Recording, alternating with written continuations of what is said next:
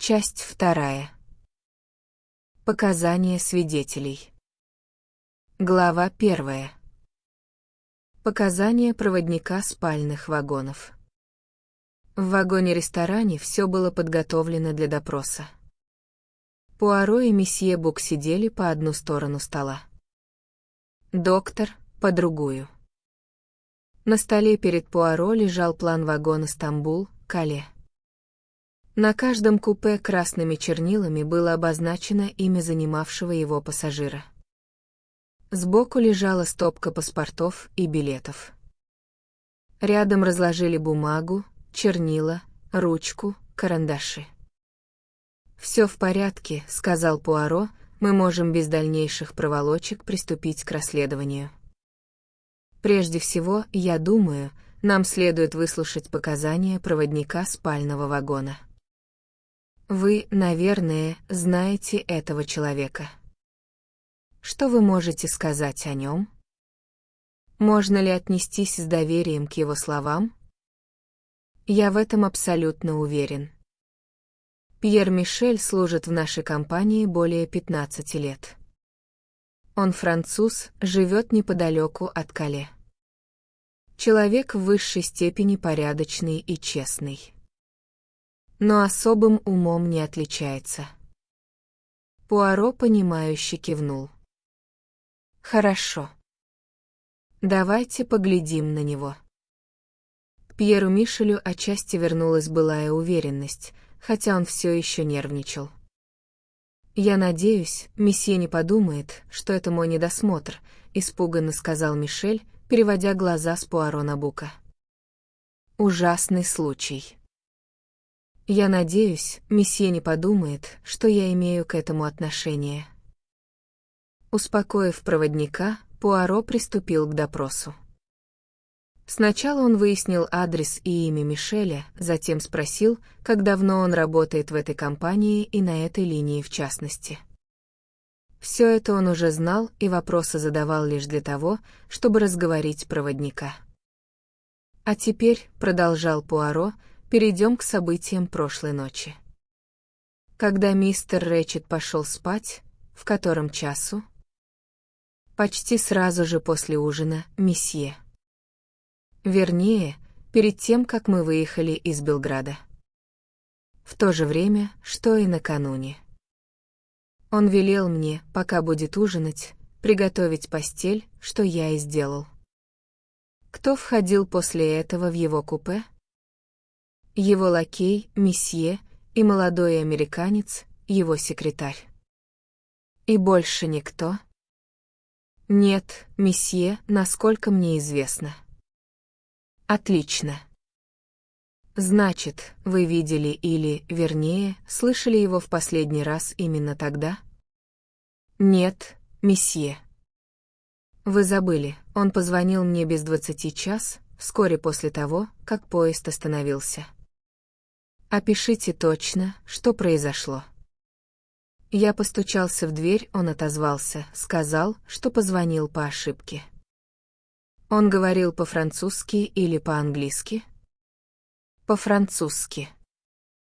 Повторите в точности его слова. «Сё эн риен, je me suis trompé».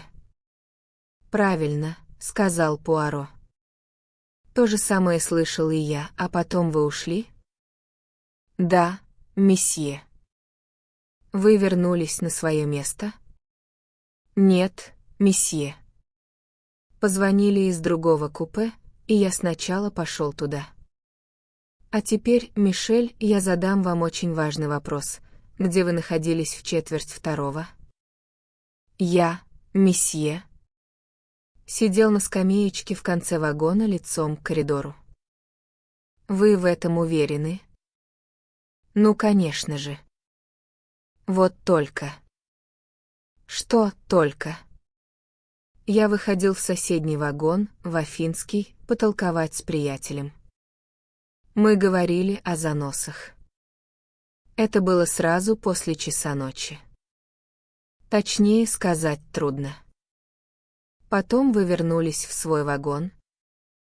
Когда это было? Тогда как раз раздался звонок, месье.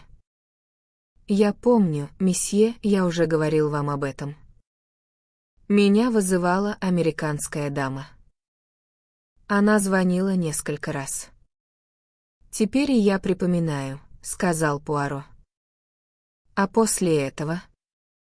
«После этого, месье, позвонили вы, и я принес вам минеральную воду. Еще через полчаса я постелил постель в другом купе, в купе молодого американца, секретаря мистера Ричетта. Когда вы пришли стелить постель, мистер Маккуин находился в купе один. С ним был английский полковник из 15-го номера. Они разговаривали. Что делал полковник, когда ушел от Маккуина? Вернулся в свое купе. 15-е купе, оно ведь близко от вашей скамеечки, не так ли? Да, месье, это второе купе от конца вагона. Постель полковника была уже постелена. Да, месье. Я постелил ему, когда он ужинал. В котором часу они разошлись?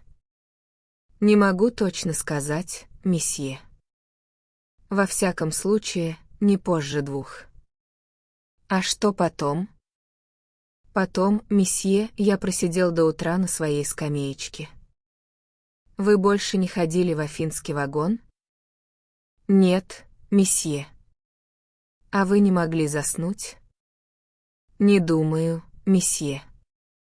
Поезд стоял, и поэтому меня не клонило ко сну, как обычно бывает на ходу. Кто-нибудь из пассажиров проходил по коридору в сторону вагона-ресторана или обратно? Вы не заметили? Проводник подумал. Кажется, одна из дам прошла в туалет в дальнем конце вагона. Какая дама? Не знаю, месье. Это было в дальнем конце вагона, и я видел ее только со спины. На ней было красное кимоно, расшитое драконами. Пуаро кивнул. А потом?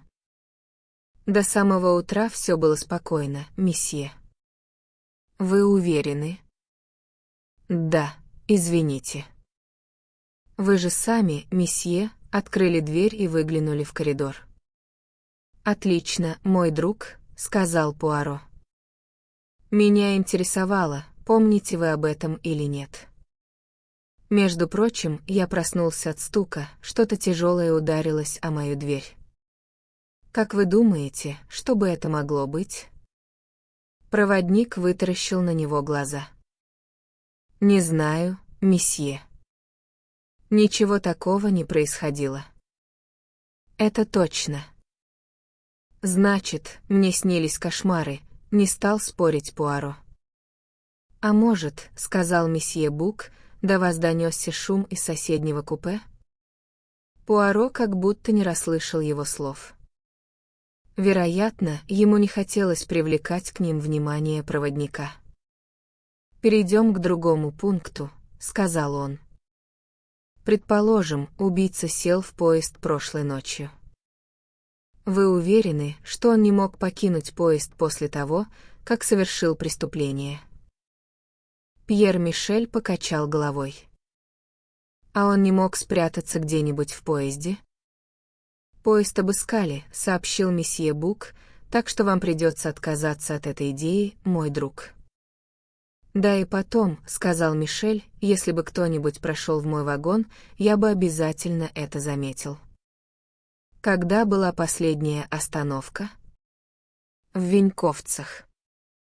Во сколько? Мы должны были отправиться оттуда в 11:58. Но из-за погоды вышли на 20 минут позже. В ваш вагон можно пройти из других вагонов? Нет, месье.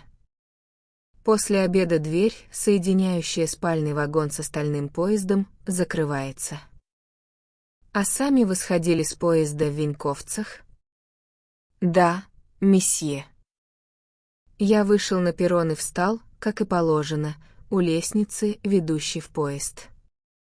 Точно так же, как и все остальные проводники. А как обстоит дело с передней дверью, той, что около ресторана? Проводник было опешил, но быстро нашелся. Наверняка кто-нибудь из пассажиров открыл ее, захотел посмотреть на сугробы. Возможно, согласился Пуаро. Минуту-две он задумчиво постукивал по столу. «Месье не винит меня в недосмотре?» Робко спросил проводник. Пуаро благосклонно улыбнулся. «Вам просто не повезло, мой друг. Кстати, пока не забыл, еще одна деталь. Вы сказали, что звонок раздался в тот самый момент, когда вы стучали в дверь мистера Ричетта. Да, я и сам это слышал. Из какого купе звонили?» «Из купе княгини Драгомировой. Она велела прислать к ней горничную. Вы выполнили ее просьбу?» «Да, месье». Пуаро задумчиво посмотрел на лежащий перед ним план вагона и кивнул. «Пока этого достаточно», — сказал он. «Благодарю вас, месье». Проводник поднялся, посмотрел на месье Бука. «Не огорчайтесь», — добродушно сказал директор, — «вы ни в чем не виноваты». Пьер Мишель, просияв, вышел из купе. Глава 2. Показания секретаря. Минуты две Пуаро пребывал в глубоком раздумье. «Учитывая все, что нам стало известно, — сказал он наконец, — я считаю, настало время еще раз поговорить с МакКуином». Молодой американец не заставил себя ждать. «Как продвигаются дела?» — спросил он. «Не так уж плохо. Со времени нашего последнего разговора мне удалось кое-что установить, и в частности, личность мистера Ричетта». В порыве любопытства Гектор МакКуин даже подался вперед. «И кто же это?» — спросил он. «Как вы и подозревали, Ричетт — фамилия вымышленная. Под ней скрывался Кассетти, человек, организовавший самые знаменитые похищения детей, в том числе и нашумевшие похищения Дейзи Армстронг». На лице МакКуина отразилось изумление, но оно тут же сменилось возмущением. «Так это тот негодяй!» — воскликнул он. «Вы об этом не догадывались, мистер МакКуин?» «Нет, сэр», — твердо сказал американец. «Да я бы скорее дал отрубить себе правую руку, чем стал работать у него. Ваше поведение выдает сильную неприязнь». «Я угадал, мистер МакКуин?» «На то есть особые причины. Мой отец был прокурором, он вел этот процесс. Мне не раз случалось встречаться с миссис Армстронг, редкой прелести была женщина и удивительной доброты.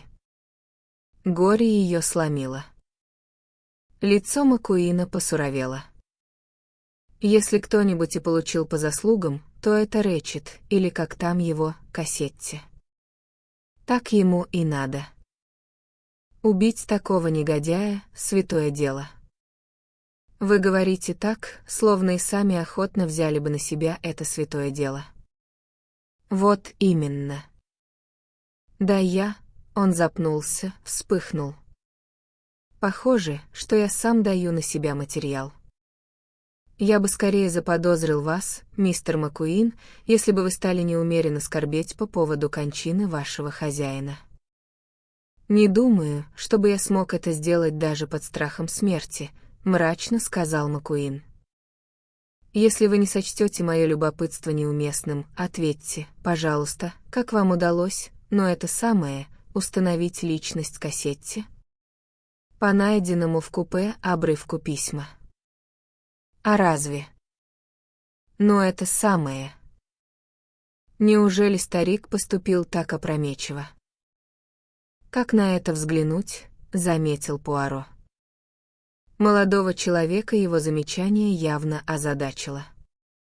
Он с недоумением посмотрел на Пуаро, пытаясь понять, что тот имеет в виду. «Моя задача, — сказал Пуаро, — выяснить, что делали вчера все пассажиры без исключения. Никто не должен обижаться, понимаете? Это обычные формальности». «Разумеется. Начинайте с меня, и я постараюсь, если, конечно, это удастся, очиститься от подозрений». «Мне не нужно спрашивать номер вашего купе», — улыбнулся Пуаро, — «вчера я был вашим соседом. Это купе второго класса, место номер 6 и 7. После того, как я перешел в другое купе, вы остались там один». «Совершенно верно. А теперь, мистер Маккуин, я прошу вас рассказать обо всем, что вы делали после того, как ушли из вагона ресторана». «Ничего нет проще. Я вернулся в купе, почитал, вышел погулять на перрон в Белграде, но тут же замерз и вернулся в вагон. Поговорил немного с молодой англичанкой из соседнего купе. Потом у меня завязался разговор с англичанином, полковником Арбетнотом. Кстати, вы, по-моему, прошли мимо нас.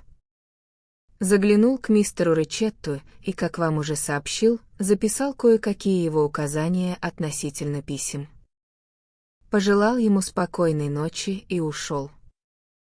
Полковник Арбетнот еще стоял в коридоре. Ему уже постелили, поэтому я пригласил его к себе. Заказал выпивку, мы опрокинули по стаканчику. Толковали о международной политике, об Индии и о наших проблемах в связи с теперешним финансовым положением и кризисом на Уолл-стрит. Мне, как правило, не очень-то по душе англичане, уж очень они чопорные, но к полковнику я расположился. Вы запомнили, когда он от вас ушел? Довольно поздно. Так, пожалуй, часа в 2. Вы заметили, что поезд стоит? Конечно. Мы даже удивлялись, почему. Посмотрели в окно, увидели, что намело много снегу, но это нас не встревожило. Что было после того, как полковник Арбетнот попрощался с вами? Он пошел в свое купе, а я попросил кондуктора постелить мне. Где вы находились, пока он стелил постель? Стоял в коридоре около своего купе и курил. А потом? Лег спать и проспал до утра. Вы выходили из поезда вчера вечером?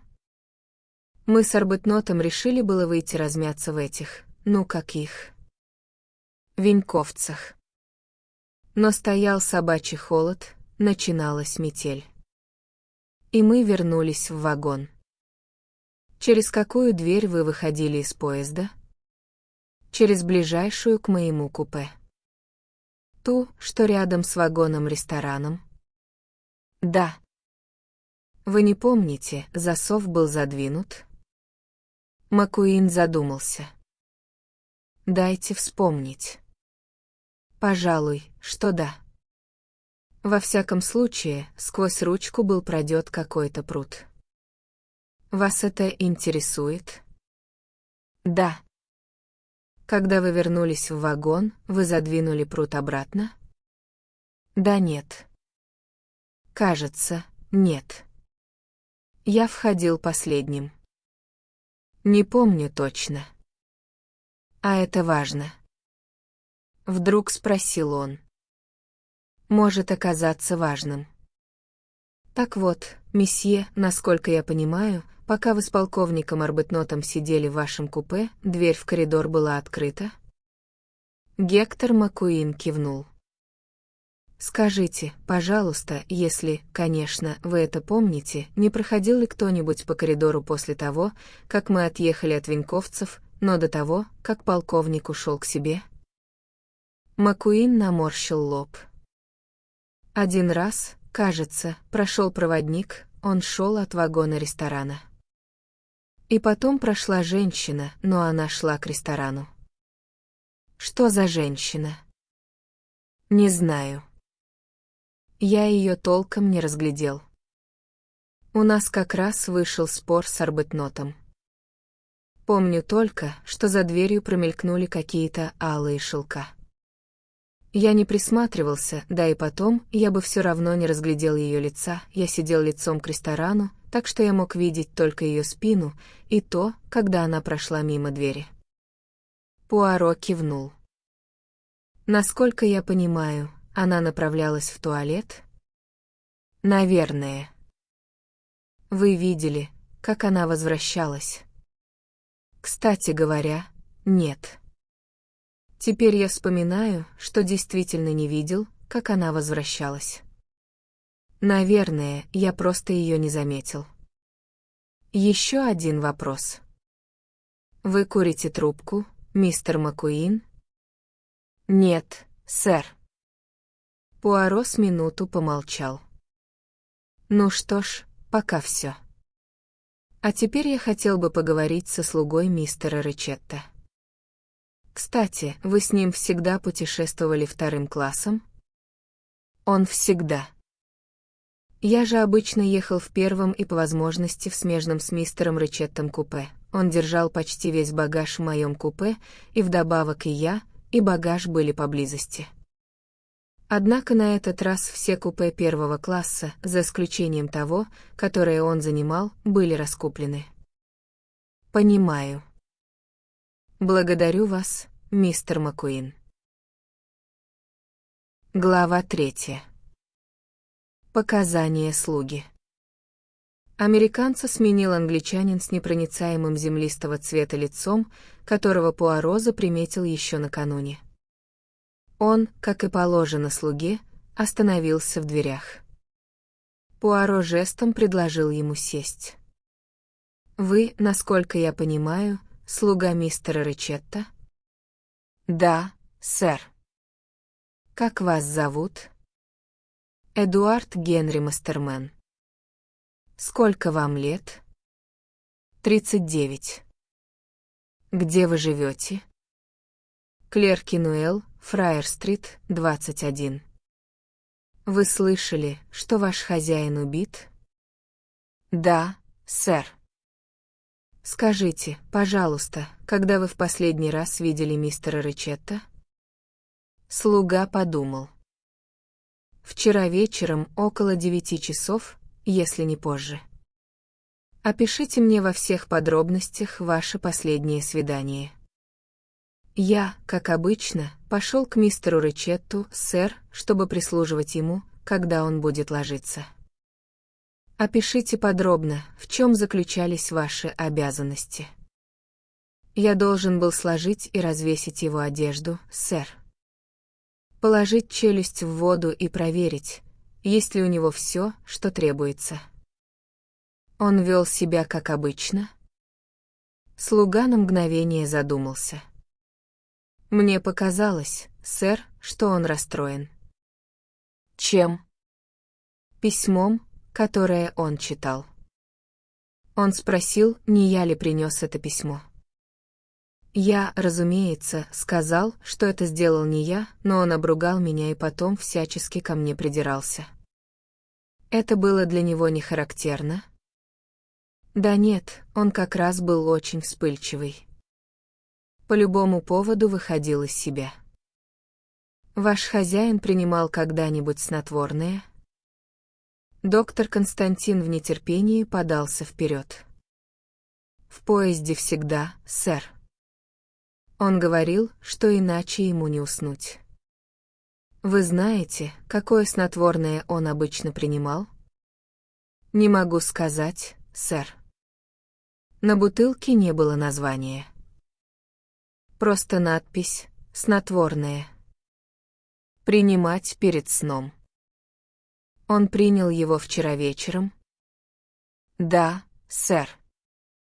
Я налил снотворное в стакан и поставил на туалетный столик. Вы сами не видели, как он его принимал? Нет, сэр. А что потом? Я спросил, не понадобится ли ему чего-нибудь еще, и осведомился, в какое время мистер Ричетт прикажет его разбудить. Он сказал, чтобы его не беспокоили, пока он не позвонит. И часто так бывало. Да, хозяин обычно звонил проводнику и посылал его за мной, когда собирался встать. Обычно он вставал рано или поздно. Все зависело от настроения, сэр.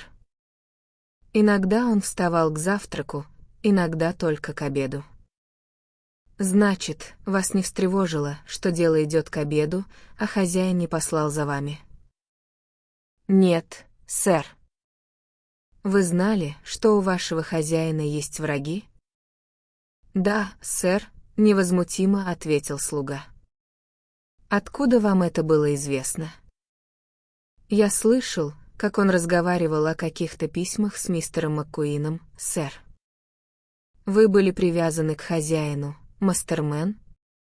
Лицо мастермена, если это только возможно, стало еще более непроницаемым, чем обычно. Мне не хотелось бы об этом говорить, сэр. Он был щедрым хозяином. Но вы его не любили? Скажем так, мне американцы вообще не по вкусу. Вы бывали в Америке? Нет, сэр. Вы читали в газетах о похищении ребенка Армстронгов?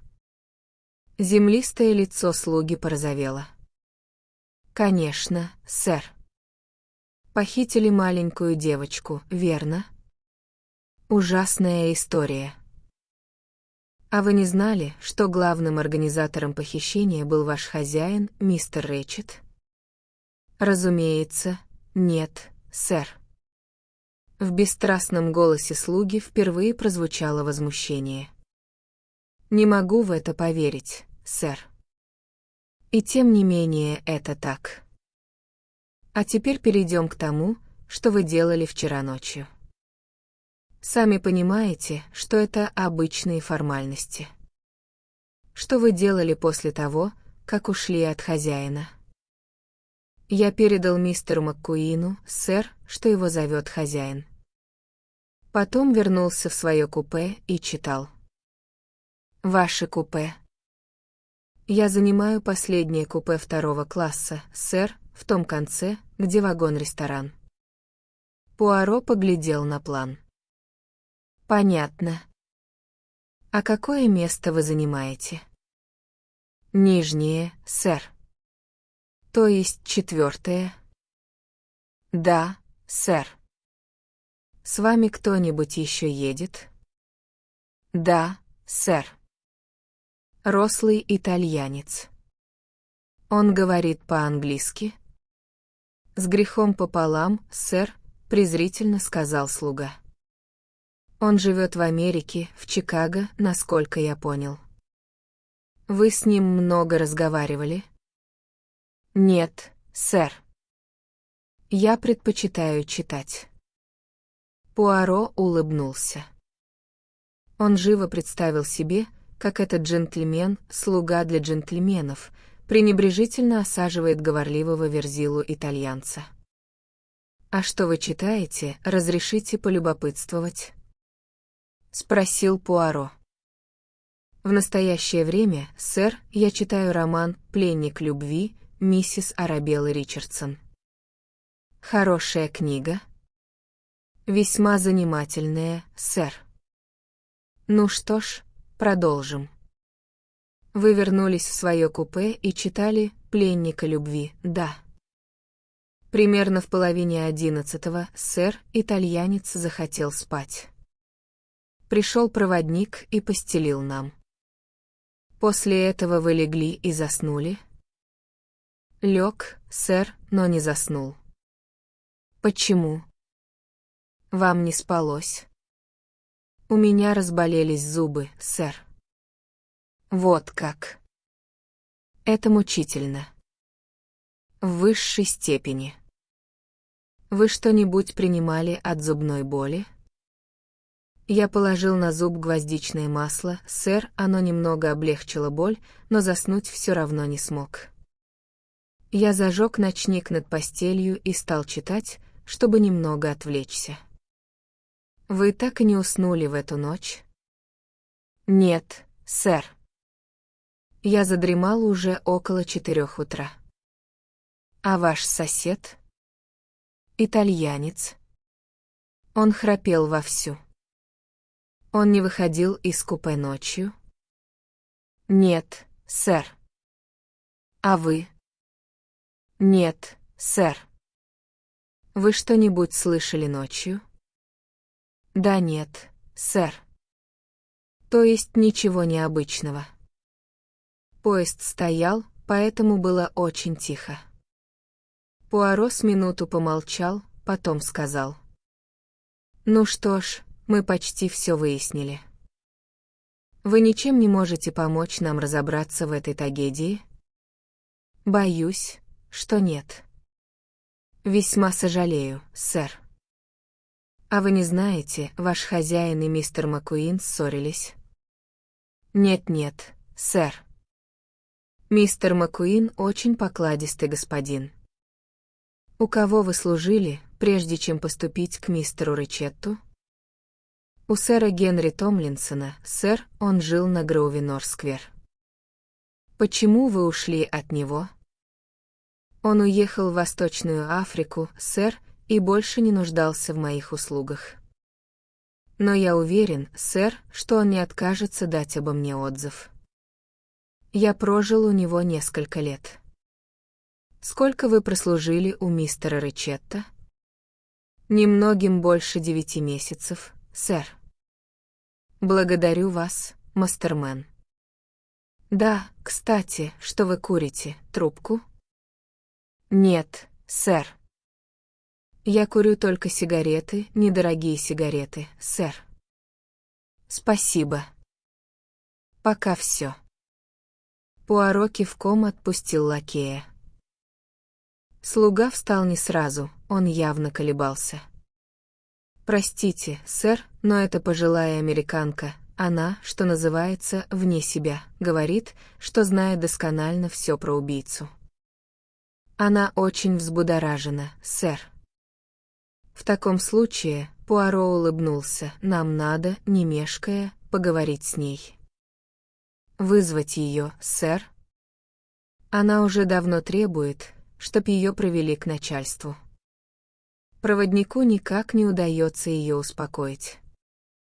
«Пошлите ее к нам, мой друг», — сказал Пуаро, — «мы выслушаем все, что она хочет сообщить». Глава 4. Показания пожилой американки. Когда миссис Хаббард, запыхавшись, ворвалась в вагон, от возбуждения она еле могла говорить.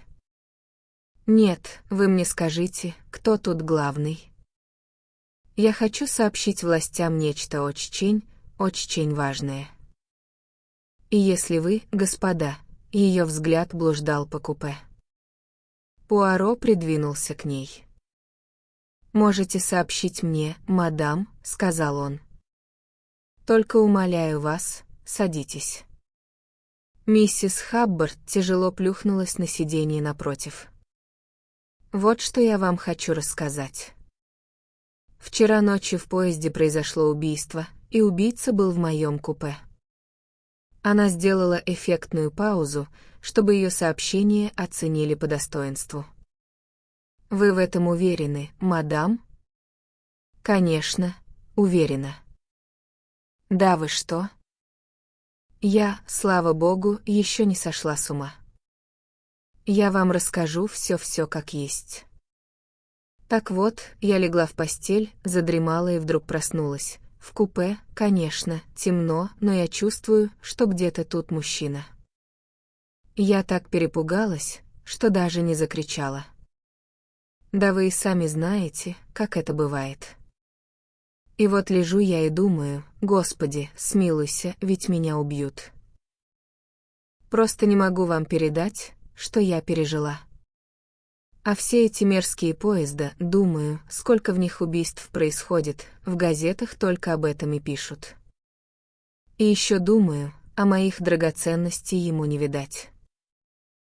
Потому что я, знаете ли, засунула их в чулок и спрятала под подушку. Это, кстати, не очень удобно, спать жестковато, да вы сами знаете, как это бывает. Но я отвлеклась. Так вот. О чем я? Вы почувствовали, мадам, что в вашем купе находится мужчина? Да, так вот, лежу я с закрытыми глазами и думаю, что делать. И еще думаю, слава богу, моя дочь не знает, в какой переплет я попала. А потом все же собралась с духом, нащупала рукой кнопку на стене «Вызвать проводника». И вот жму, а никто не идет. Я думала, у меня сердце остановится. Боже ты мой, говорю я себе, может, всех пассажиров уже перебили. А поезд стоит, и тишина такая, просто жуть. А я все жму звонок, и вдруг, слава тебе, Господи. Слышу по коридору шаги, а потом стук в дверь. «Входите!» Кричу и включаю свет. Так вот, хотите верьте, хотите нет, а в купе ни души. Миссис Хаббард явно считала этот момент драматической кульминацией своего рассказа, а отнюдь не развязкой, как остальные. Что же было потом, мадам? Так вот, я рассказала обо всем проводнику, а он, видно, мне не поверил. Видно, решил, что мне это приснилось. Я, конечно, заставила его заглянуть под полку, хоть он и говорил, что туда ни одному человеку ни за что не протиснуться. Конечно, и так ясно, что мужчина удрал, но он был у меня в купе, и меня просто бесит, когда проводник меня успокаивает. Меня, слава богу, никто еще не называл вруньей, мистер, я не знаю вашего имени. Пуаро, мадам, а это месье Бук, директор компании, и доктор Константин. Миссис Хаббард с отсутствующим видом буркнула всем троим, приятно познакомиться, и самозабвенно продолжала. Так вот, учтите, я, конечно, не стану говорить, будто я сразу во всем разобралась. Сначала я решила, что это мой сосед, тот бедняга, которого убили. Я велела проводнику проверить, заперта ли дверь между купе, и, конечно же, засов не был задвинут. Но я сразу приняла меры. Приказала проводнику задвинуть засов, а как только он ушел, встала и для верности придвинула к двери еще и чемодан. В котором часу это произошло, миссис Хаббард? Не могу вам точно сказать. Я была так расстроена, что не посмотрела на часы. И как вы объясняете случившееся? И вы еще спрашиваете. Да, по-моему, это ясно как день. В моем купе был убийца. Ну кто же еще это мог быть? Значит, вы считаете, он ушел в соседнее купе? Откуда мне знать, куда он ушел? Я лежала зажмурившись и не открывала глаз. Значит, он мог удрать через соседнее купе в коридор? Не могу сказать. Я же говорю, что лежала с закрытыми глазами. И миссис Хаббард судорожно вздохнула. Господи, до чего я перепугалась. Если бы только моя дочь знала. А вы не думаете, мадам, что до вас доносились звуки из соседнего купе, из купе убитого? Нет, не думаю. Мистер, как вас? Пуаро. Этот человек был в моем купе. О чем тут говорить, у меня ведь есть доказательства. Миссис Хаббард торжественно вытащила из-под стола огромную сумку и нырнула в нее. Она извлекла из ее бездонных глубин 2 чистых носовых платка основательных размеров, роговые очки, пачку аспирина, пакетик глауберовой соли, пластмассовый тюбик ядовито-зеленых мятных лепешек, связку ключей, ножницы, чековую книжку, фотографию на редкость некрасивого ребенка, несколько писем, 5 ниток бус в псевдовосточном стиле, наконец, металлическую штучку, оказавшуюся при ближайшем рассмотрении пуговицей. Видите эту пуговицу? Ну так вот, это не моя пуговица. У меня таких нет ни на одном платье. Я нашла ее сегодня утром, когда встала. И она положила пуговицу на стол. Месье Бук перегнулся через стол. «Это пуговица с форменной тужурки проводника», — воскликнул он. «Но ведь этому можно найти и естественное объяснение», — сказал Пуаро. «Эта пуговица, мадам, могла оторваться от тужурки проводника, когда он обыскивал купе или когда стелил вашу постель вчера вечером». «Ну, как вы все этого не понимаете, словно сговорились». «Так вот, слушайте, вчера перед сном я читала журнал. Прежде чем выключить свет, я положила журнал на чемоданчик, он стоял у окна». «Поняли». Они заверили ее, что поняли. Так вот, проводник, не отходя от входной двери, заглянул под полку, потом подошел к двери в соседнее купе и закрыл ее, к окну он не подходил. А сегодня утром эта пуговица оказалась на журнале. «Ну, что вы на это скажете?» «Я скажу, мадам, что это улика», — объяснил Пуаро. Его ответ, похоже, несколько умиротворил американку. «Когда мне не верят, я просто на стенку лезу», — объяснила она. «Вы дали нам интересные и в высшей степени ценные показания», — заверил ее Пуаро. «А теперь не ответите ли вы на несколько вопросов?» «А чего же нет?»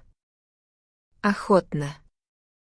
«Как могло случиться, что вы, раз вас так напугал Рэчет, не заперли дверь между купе?» «Заперла», — незамедлительно возразила миссис Хаббард. «Вот как?» «Ну да, если хотите знать, я попросила эту шведку, кстати, добрейшую женщину, посмотреть, задвинут ли засов, и она уверила меня, что он задвинут». «А почему вы сами не посмотрели?» Я лежала в постели, а на дверной ручке висела моя сумочка для умывальных принадлежностей, она заслоняет засов. В котором часу это было? Дайте подумать. Примерно в 10:30 или без 10:45. Она пришла ко мне узнать, нет ли у меня аспирина. Я объяснила ей, где найти аспирин, и она достала его из моего саквояжа. Вы все это время не вставали с постели? Нет. Она неожиданно рассмеялась. Бедняжка была в большом волнении. Дело в том, что она по ошибке открыла дверь в соседнее купе. Купе мистера Рэчетта? Да. Вы знаете, как легко спутать купе, когда двери закрыты. Она по ошибке вошла к нему. И очень огорчилась. Он, кажется, захохотал и вроде бы даже сказал какую-то грубость. Бедняжка вся дрожала. «Я делала ошибка», — лепетала она. «Так стыдно, я делала ошибка». Какой нехороший человек. Он говорил, вы слишком старый. Доктор Константин прыснул. Миссис Хаббард смерила его ледяным взглядом. Приличный человек никогда не позволит себе сказать такое даме. Тут совершенно ни над чем смеяться. Доктор Константин поспешил извиниться. «После этого вы слышали шум из купе мистера Рэчетта?» — спросил Пуаро. «Ну, почти нет». «Что вы хотите этим сказать, мадам?» «Ну», — она запнулась, он храпел. «Ах так, значит, он храпел?» «Зверски». Накануне я глаз не сомкнула. А после того, как вы так напугались из-за мужчины в вашем купе, вы больше не слышали его храпа? Как я могла слышать, мистер Пуаро, ведь он был мертв. Ах да, вы правы, согласился Пуаро. Он явно смутился. Вы помните похищение Дейзи Армстронг, миссис Хаббард? Спросил он. Еще бы. Конечно, помню. Подумать только, что этот негодяй, похититель, вышел сухим из воды и избежал наказания. Попадись он мне в руки. Он не избежал наказания, мадам. Он умер. Умер вчера ночью. Уж не хотите ли вы сказать? Миссис Хаббард даже привстала со стула. Вы угадали, мадам. Ребенка похитил Рэтчет. Ну и ну. Я должна немедленно написать об этом дочери. Ведь я вам говорила вчера вечером, что у этого человека страшное лицо. Как видите, я оказалась права. Моя дочь всегда говорит, если мама кого подозревает, можете держать пари на последний доллар, что это плохой человек. Вы были знакомы с кем-нибудь из Армстронгов, миссис Хаббард? Нет, они вращались в высших кругах. Но мне рассказывали, что миссис Армстронг была женщиной редкой прелести и что муж ее обожал. Ну что ж, миссис Хаббард, вы оказали нам огромную помощь, поистине неоценимую. А теперь будьте любезны сообщить нам ваше полное имя. Охотно. Каролина Марта Хаббард. Запишите, пожалуйста, ваш адрес вот здесь. Миссис Хаббард, не переставая трещать, выполнила просьбу Пуаро. Я просто прийти в себя не могу. Кассетти, здесь, в этом поезде. Но мне он сразу показался подозрительным, правда, мистер Пуаро? Совершенно верно, мадам. Кстати, у вас есть красный шелковый халат? Господи, какой странный вопрос. Нет, конечно, у меня с собой 2 халата, розовый фланелевый, тепленький, очень удобный для поездок, и еще один, мне его подарила дочь, в восточном стиле из малинового шелка. Но скажите ради бога, почему вас интересуют мои халаты? Видите ли, мадам, вчера вечером некая особа в красном кимоно вошла или в ваше купе, или в купе мистера Рэтчета. Как вы только что справедливо заметили, когда двери закрыты, их легко перепутать. Так вот, ко мне никакая особа в красном кимоно не входила. Значит, она вошла к мистеру Рэтчетту. Миссис Хаббард поджала губы и кисло сказала. Меня этим не удивишь.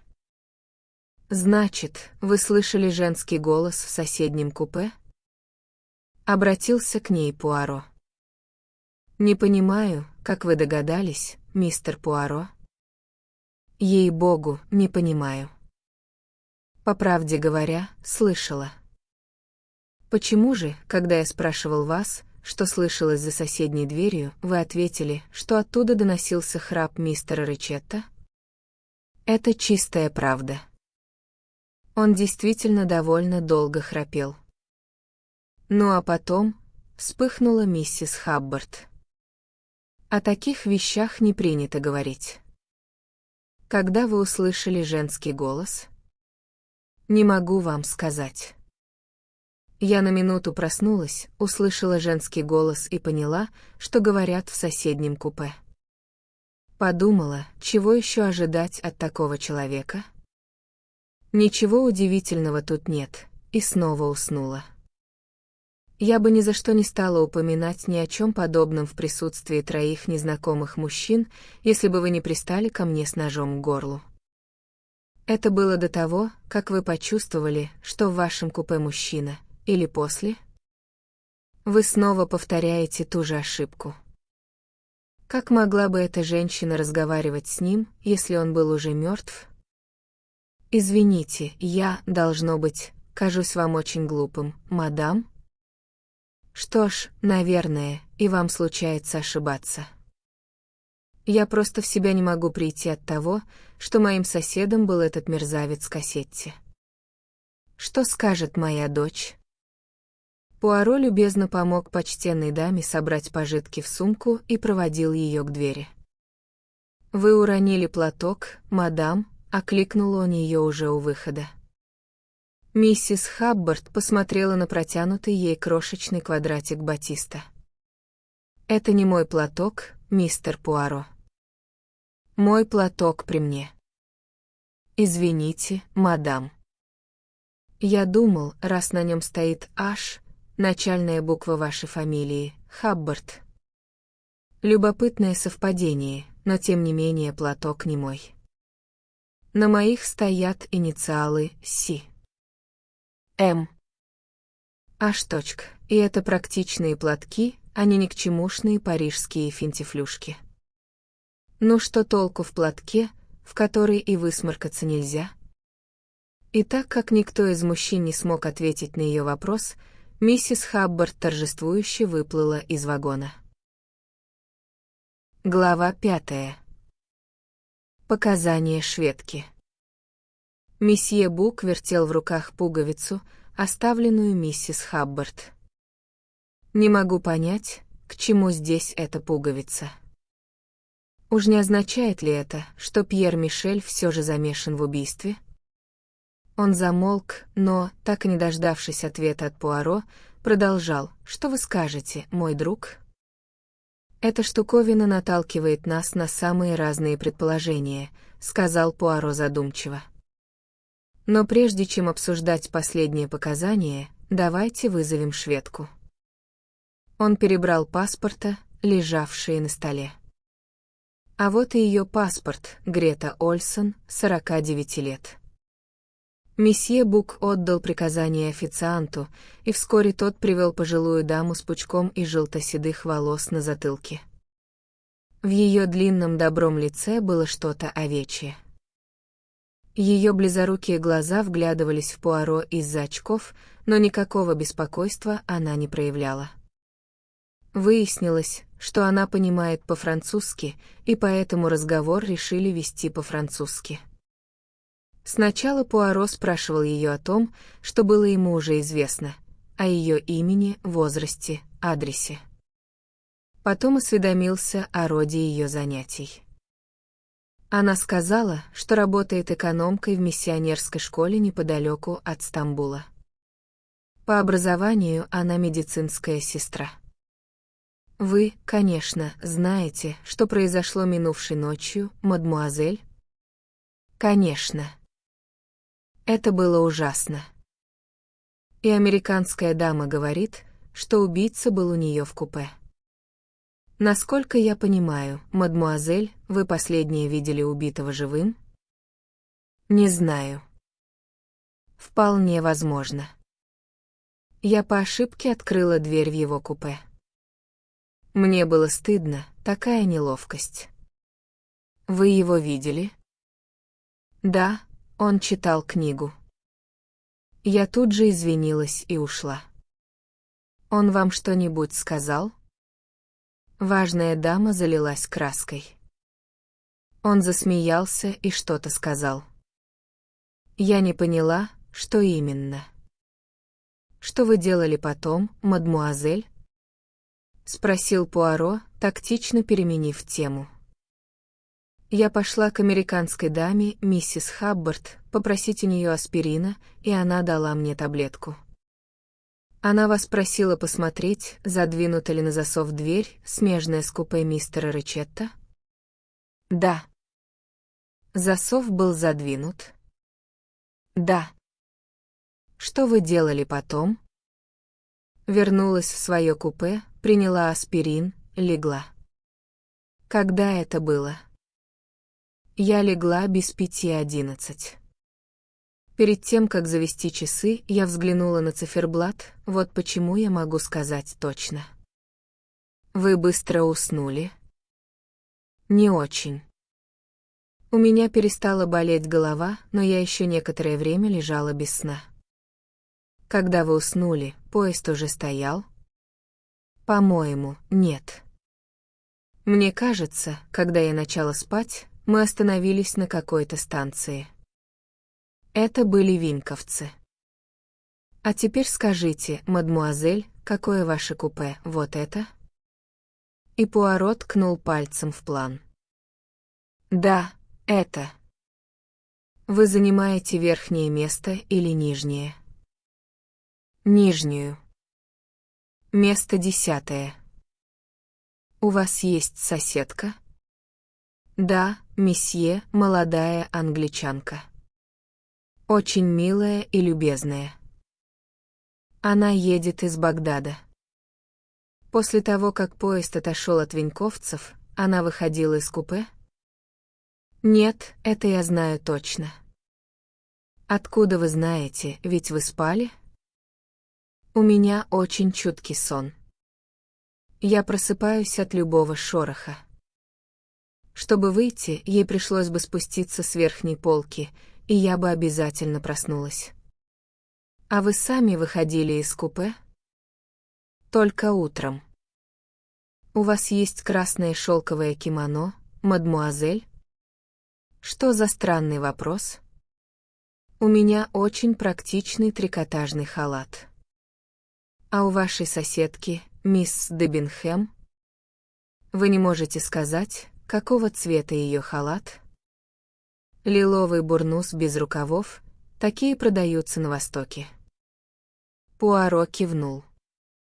Куда вы едете? В отпуск. Перешел он на дружеский тон. Да, в отпуск домой. Но сначала я заеду на недельку в Лозанну, навестить сестру. Будьте любезны, напишите адрес вашей сестры и ее фамилию. С удовольствием. Она написала на листке бумаги, протянутом ей Пуаро, фамилию и адрес сестры. Вы бывали в Америке, мадмуазель? Нет. Правда, я чуть было не поехала туда.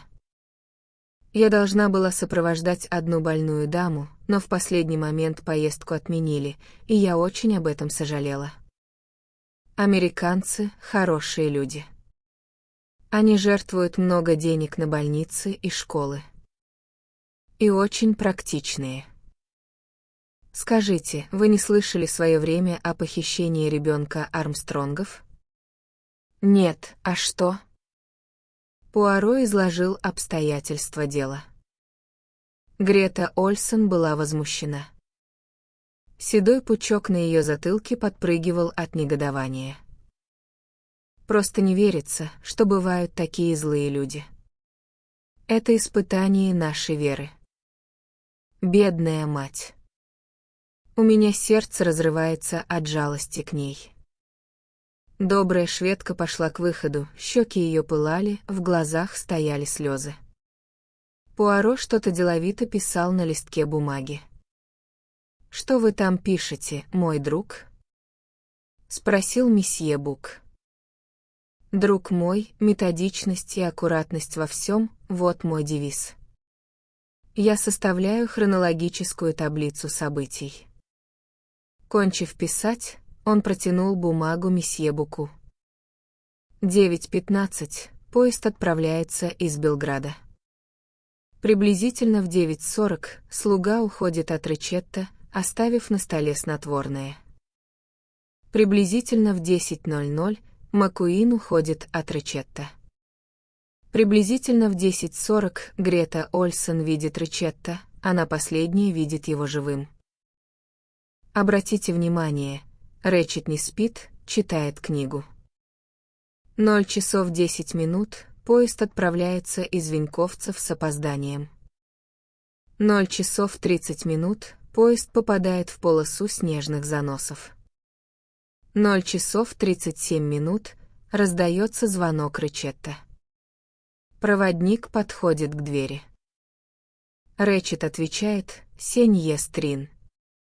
Джми Суис Трамп». Приблизительно в 1:17 миссис Хаббард кажется, что у нее в купе находится мужчина. Она вызывает проводника. Месье Бук одобрительно кивнул. «Все ясно», — сказал он. «Вас здесь ничто не удивляет, ничто не кажется вам подозрительным?» «Нет. На мой взгляд, здесь все вполне ясно и четко. Очевидно, преступление совершено в 1:15. У нас есть такая улика, как часы, да и показания миссис Хаббард это подтверждают. я позволю себе высказать догадку. Спроси вы меня, мой друг, я бы сказал, что убил Ричетто итальянец. Он живет в Америке, более того, в Чикаго. Потом, не забывайте, что нож — национальное оружие итальянцев, к тому же убийца не удовольствовался одним ударом. Это правда. В этом, и только в этом лежит разгадка тайны. Я уверен, что он был из одной шайки с Ричеттом. Кассетти — итальянская фамилия. Очевидно, Ричетт его заложил, как говорят в Америке. Итальянец выследил его, засыпал угрожающими письмами, затем последовала зверская месть. Все очень просто. Пуаро в раздумье покачал головой. «Боюсь, что все не так просто», — пробормотал он. «Я уверен, что это было именно так», — сказал месье Бук, которому его теория нравилась все больше и больше. «А что вы скажете о показаниях слуги, которому зубная боль не давала спать? Он клянется, что итальянец не выходил из купе?» В этом вся загвоздка.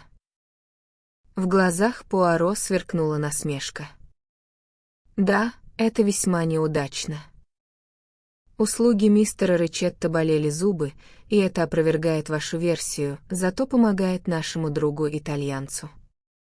Позже этому будет найдено объяснение», — сказал месье Бук с завидной уверенностью. Пуаро покачал головой. «Нет-нет, тут все не так просто», — снова пробормотал он. Глава 6. Показания русской княгини. «А теперь послушаем, что скажет об этой пуговице Пьер Мишель», — предложил Пуаро. Позвали проводника. В его глазах они прочли вопрос. Месье Бук откашлялся. «Мишель», — сказал он, — «вот пуговица от вашей тужурки. Ее нашли в купе американской дамы. Что вы на это скажете?» Проводник машинально провел рукой по пуговицам. «У меня все пуговицы на месте, месье». «Вы ошибаетесь». «Очень странно». «Не могу знать, месье». Проводник был явно удивлен, но не выглядел ни смущенным, ни виноватым. Месье Бук многозначительно сказал: «Если учесть те обстоятельства, при которых эту пуговицу нашли, наверняка можно заключить, что ее потерял человек, находившийся прошлой ночью в тот момент, когда миссис Хаббард вам позвонила в ее купе. Но там никого не было.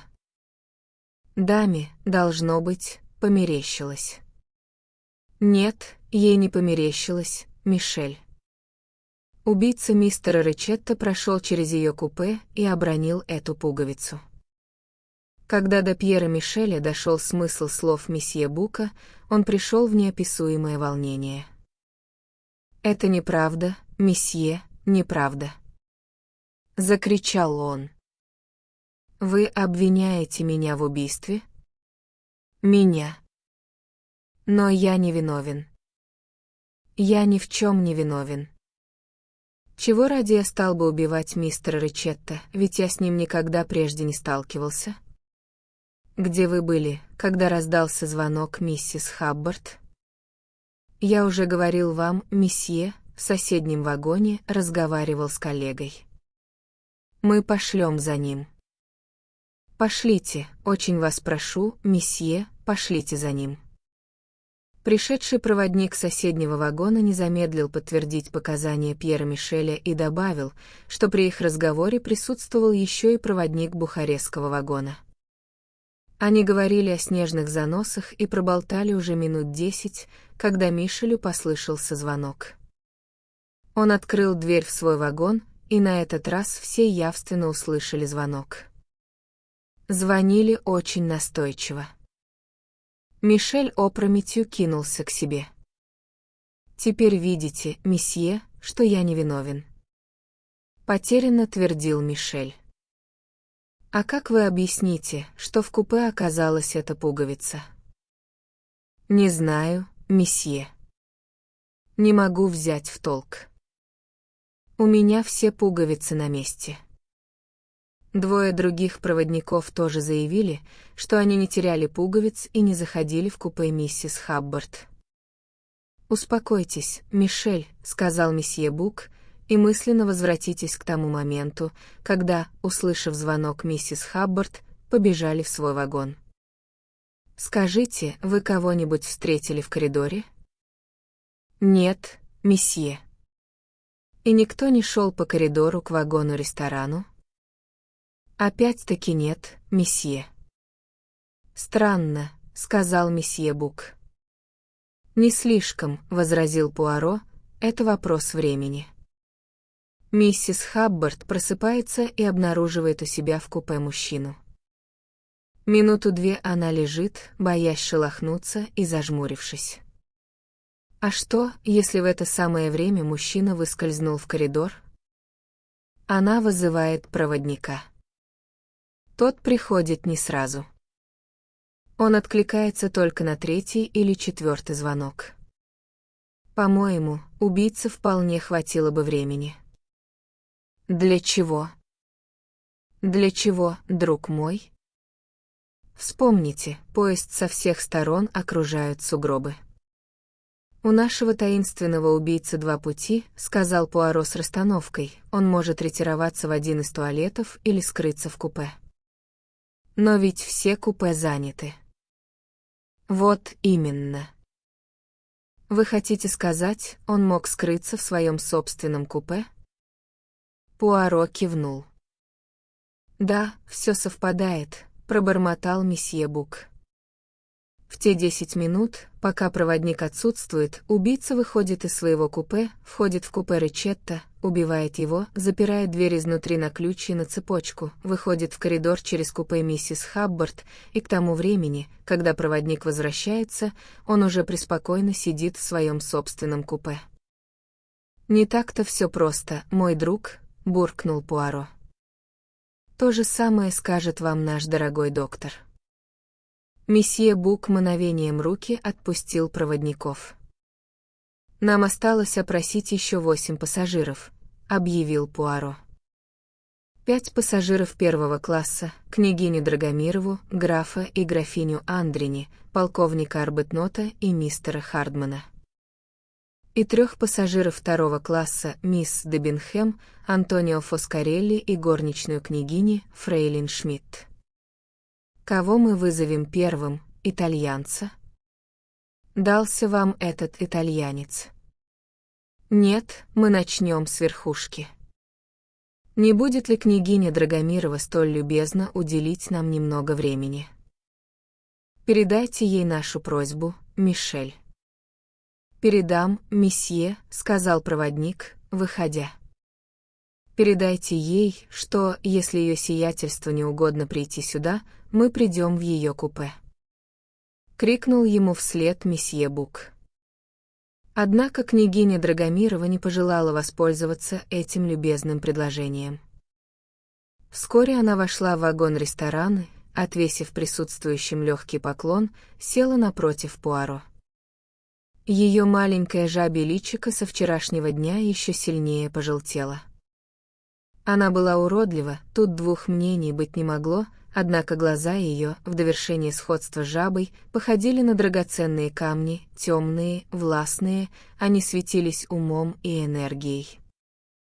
Голос у нее был низкий, немного скрипучий, дикция очень четкая. Она решительно прервала цветистые излияния месье Бука. В извинениях нет никакой нужды, господа. Насколько я знаю, в поезде произошло убийство. Вполне естественно, что вам необходимо опросить всех пассажиров. Я буду рада оказать вам посильную помощь. Вы очень любезны, мадам, сказал Пуаро. Вовсе нет. Это мой долг. О чем вы хотите меня спросить? Ваше полное имя и адрес, мадам. Не хотите ли записать их? Пуаро протянул княгине лист бумаги и карандаш, но она лишь махнула рукой. «Напишите сами», — предложила она, — «это несложно. Наталья Драгомирова, Париж, авеню Клебера, 17. Вы едете из Константинополя домой, мадам?» «Да, я останавливалась там в австрийском посольстве. Со мной едет моя горничная. Будьте любезны, расскажите мне вкратце, что вы делали вчера вечером после ужина». «Охотно. Еще из ресторана я послала проводника постелить мне постель. После ужина я сразу легла. До 11 читала, потом выключила свет. Заснуть мне не удалось, меня мучает ревматизм. Без четверти час я вызвала горничную. Она сделала мне массаж и читала вслух до тех пор, пока я не задремала. Не могу точно сказать, сколько она у меня пробыла. Может быть, полчаса, а может быть, и дольше. Поезд к тому времени уже стоял? Да. Вы за это время не слышали ничего необычного, мадам? Нет. Как зовут вашу горничную? Хильдегарда Шмидт. Она давно у вас служит? 15 лет. Вы ей доверяете? Полностью. Она родом из поместья моего покойного мужа. Я полагаю, вы бывали в Америке, мадам? Неожиданный поворот разговора удивил княгиню, она вскинула бровь. Неоднократно. Вы были знакомы с Армстронгами, семьей, где произошла известная трагедия? Это мои друзья, месье. В голосе старой дамы сквозило волнение. Следовательно, вы хорошо знали полковника Армстронга?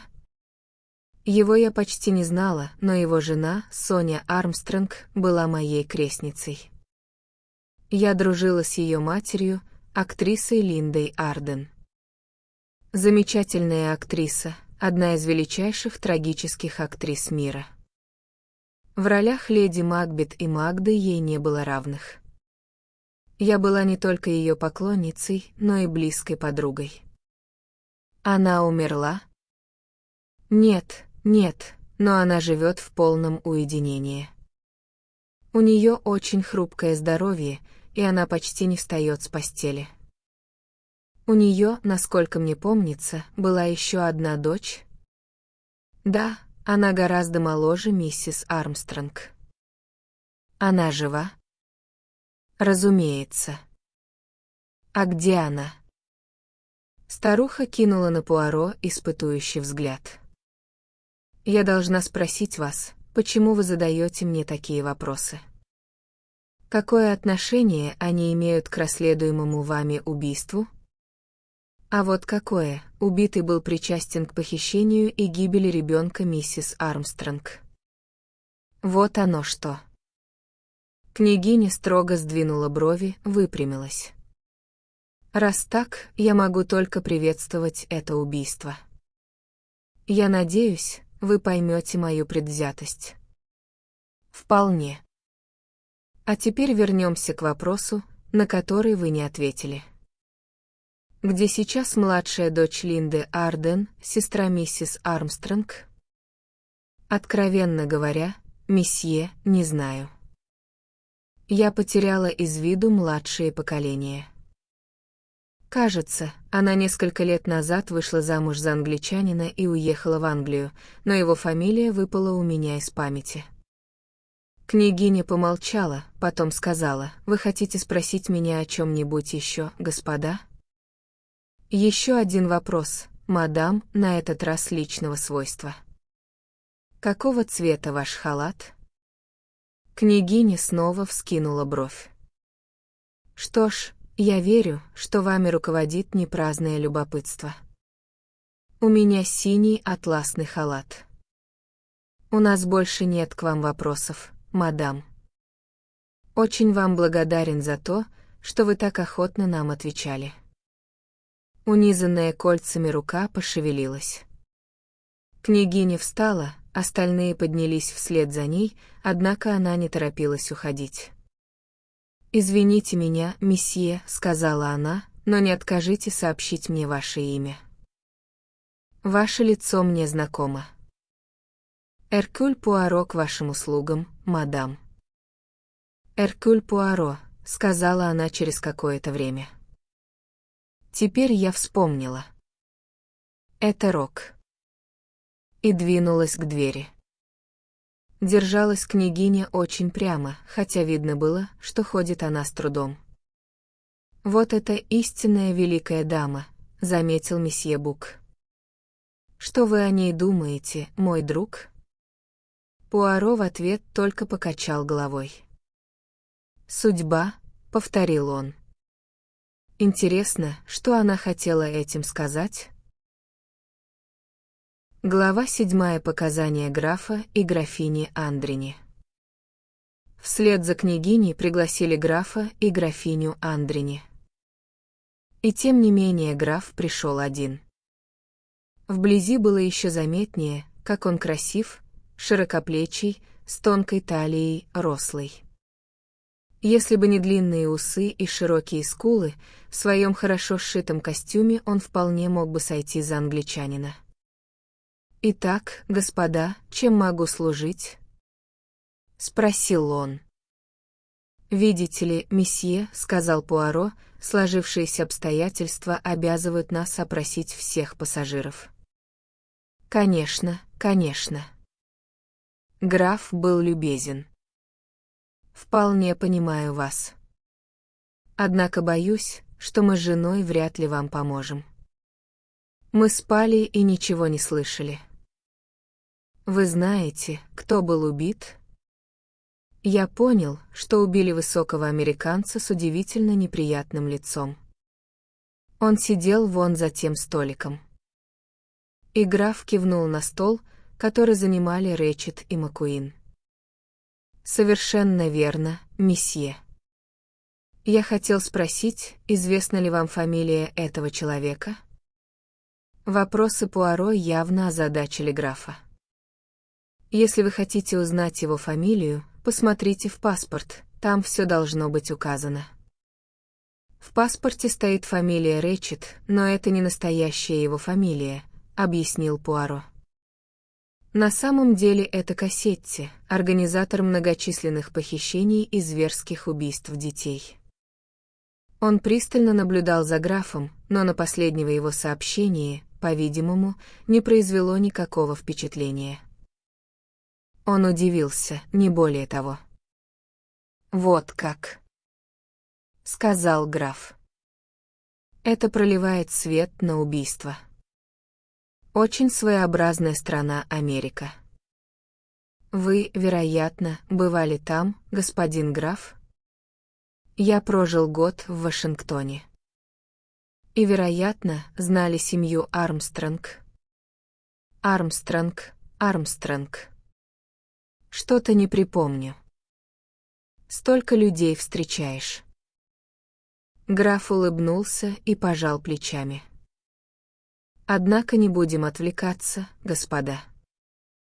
Чем еще могу быть полезен? Скажите, граф, когда вы легли спать?» Пуаро украдкой взглянул на план. Граф и графиня Андрени занимали смежные купе, место номер 12 и 13.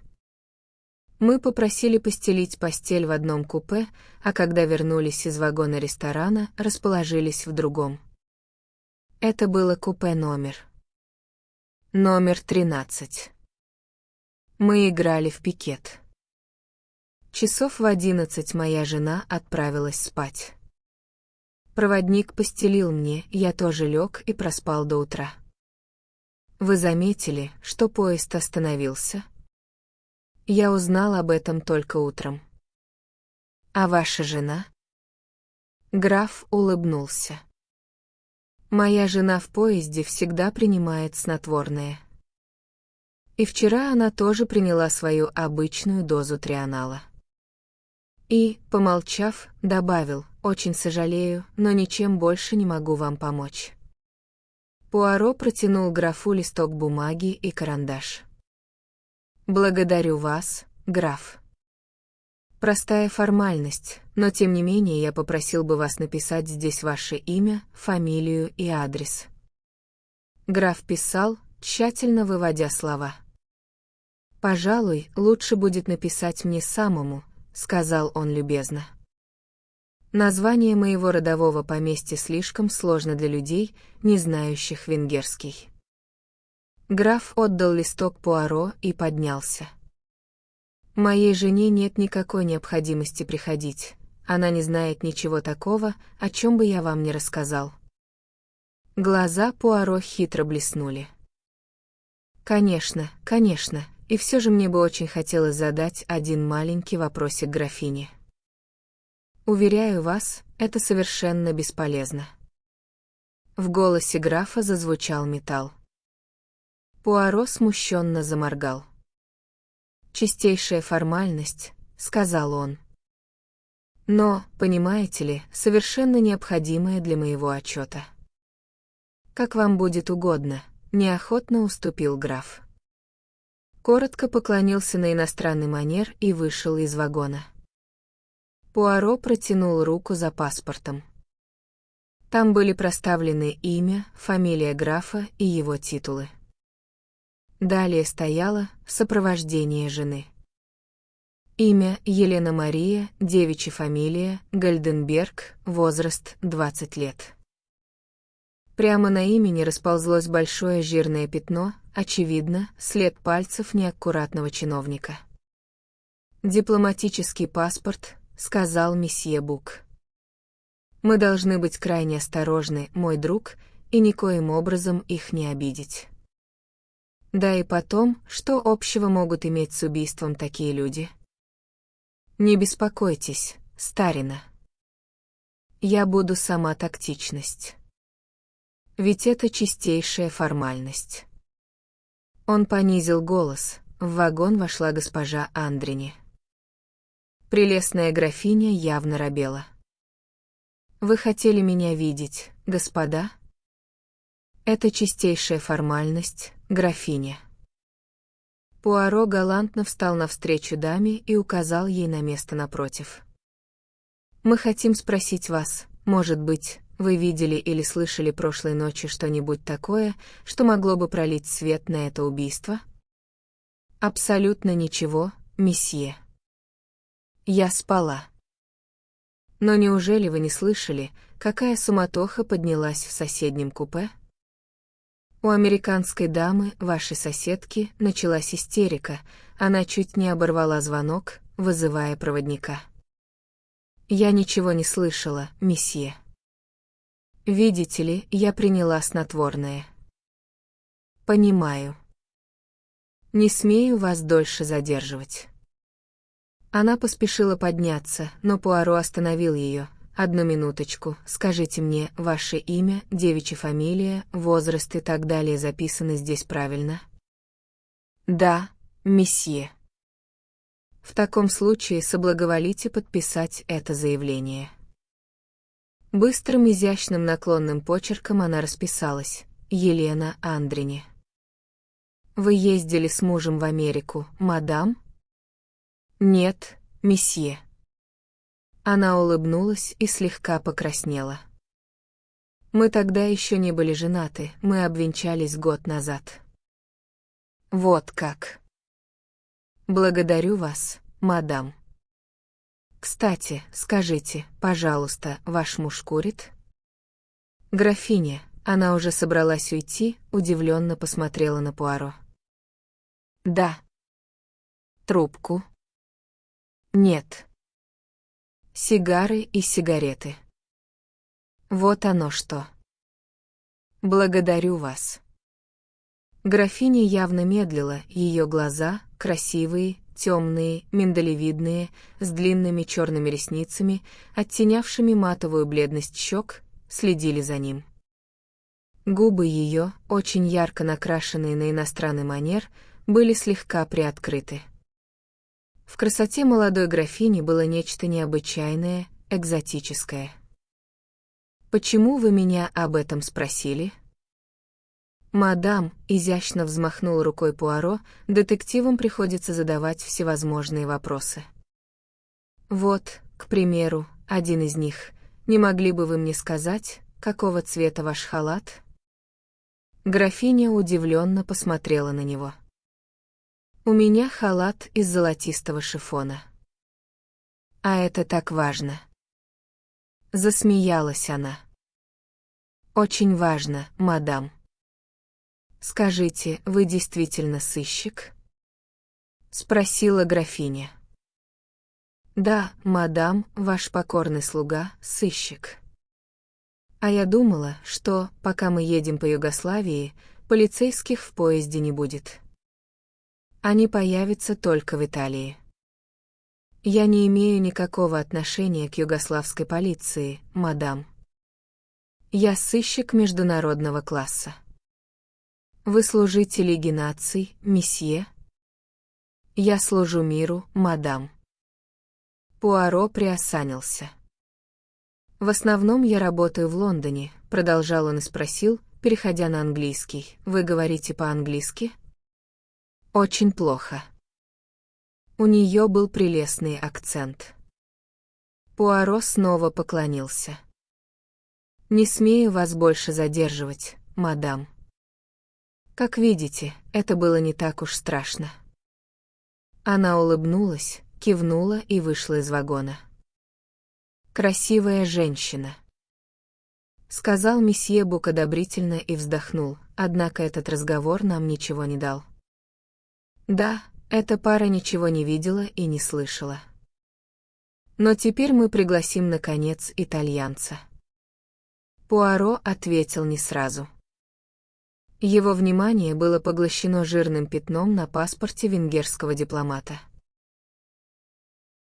Глава 8. Показания полковника Арбетнота. Пуаро тряхнул головой и вышел из глубокой задумчивости. Глаза его, встретившись с горящим любопытством взглядом месье Бука, лукаво сверкнули. «Любезный друг», — сказал он, — «видите ли, я стал, что называется, снобом. И поэтому считаю, что сначала необходимо заняться первым классом, а потом уже вторым. Так что теперь я думаю пригласить импозантного полковника». После нескольких вопросов выяснилось, что познания полковника во французском весьма ограничены, и Пуаро перешел на английский. Уточнив имя полковника, его фамилию, домашний адрес и армейскую должность, Пуаро продолжал. «Скажите, вы едете из Индии домой в отпуск, или, как мы говорим, ан пермиссион?» Полковник Арбетнот не проявил никакого интереса к тому, что и как называют презренные французишки, и ответил с подлинно британской краткостью. «Да». «Но вы не воспользовались судами восточной линии?» «Нет». «Почему?» «Я предпочел отправиться поездом по причинам личного характера». «Что получил?» — говорил весь его вид. «Это тебя научит не приставать к людям, нахал ты этакий. Вы ехали из Индии, нигде не останавливаясь». «Я остановился на одну ночь в Уре и на 3 дня в Багдаде у старого приятеля. Он служит там», — сухо ответил полковник. «Вы пробыли 3 дня в Багдаде». «Насколько мне известно, эта молодая англичанка, мисс Дебинхэм, тоже едет из Багдада». «Вы там с ней не встречались?» «Нет». «Я познакомился с мисс Дебинхэм по дороге из Киркука в Нисибин». Пуаро наклонился к собеседнику и с нарочитым иностранным акцентом вкрадчиво сказал. «Месье, я хочу обратиться к вам с прошением. Вы и мисс Дебинхэм — единственные англичане в поезде. Мне необходимо знать ваше мнение друг о друге».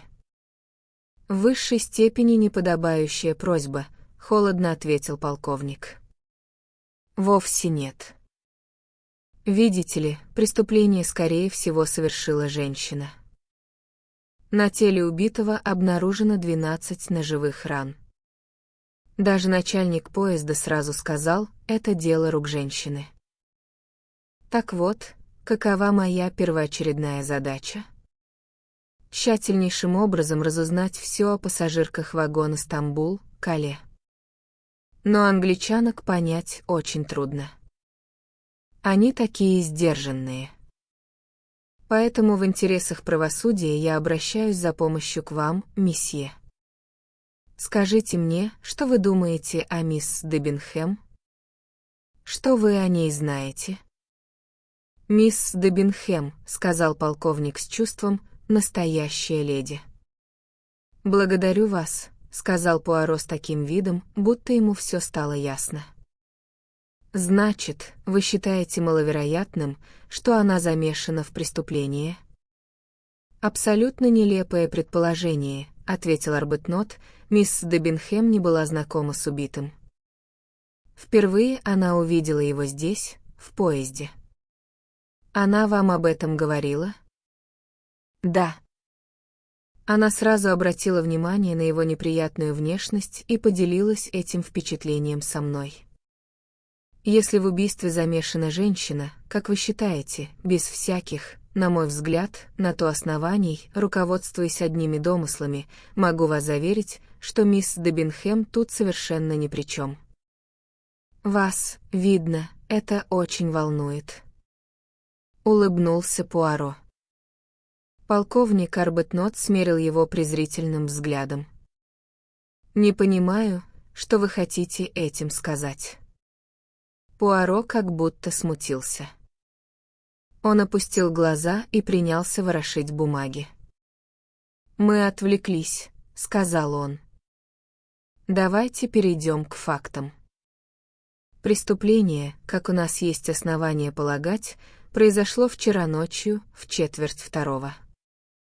По ходу следствия нам необходимо опросить всех пассажиров поезда и узнать, что они делали в это время.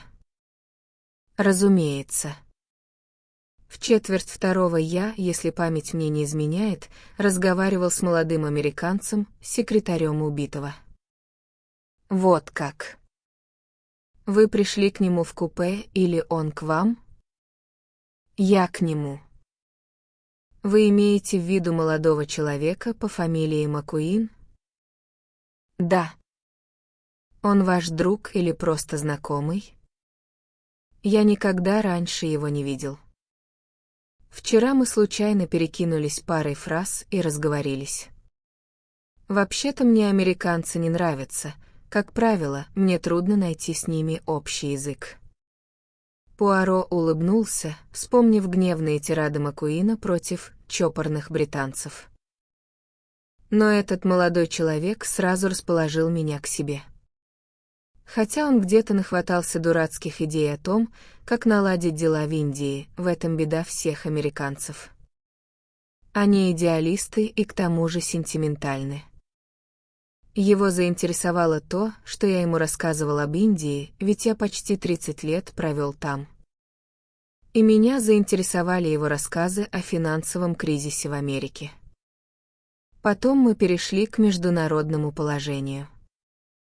Я очень удивился, когда поглядел на часы и обнаружил, что уже 1:45. Вы закончили разговор в 1:45? Да. Что вы делали потом? Пошел в свое купе и лег. Ваша постель была уже постелена? Да. Ваше купе, вот оно, номер 15, предпоследнее в противоположном ресторану конце вагона? Да. Где находился проводник, когда вы возвращались к себе в купе? Он сидел в конце вагона за столиком. Между прочим, как раз в тот момент, когда я входил к себе, его вызвал Маккуин. Зачем? Я полагаю, чтоб тот постелил ему постель. Когда я сидел у него, постель не была постелена. А теперь, полковник, я прошу вас вспомнить, когда вы разговаривали с Маккуином, кто-нибудь проходил мимо вас по коридору? Масса народу, должно быть, но я не следил за этим. Я говорю о последних 1,5 часах. Вы выходили в Веньковцах, верно? Да. Но всего на минуту. Стоял ужасный холод, мела метель, так что я был рад вернуться в эту душегубку, хотя вообще-то я считаю, что топить здесь непозволительно. Месье Бук вздохнул. «На всех не угодишь», — сказал он. Англичане открывают все окна, другие, наоборот, закрывают. Да, на всех не угодишь. Ни Пуаро, ни Арбутнот не обратили никакого внимания на его слова. «А теперь, месье, попытайтесь вернуться мыслями в прошлое», — попросил Пуаро. «Итак, на платформе холодно. Вы возвращаетесь в вагон. Располагаетесь в купе и закуриваете сигарету, а, возможно, и трубку».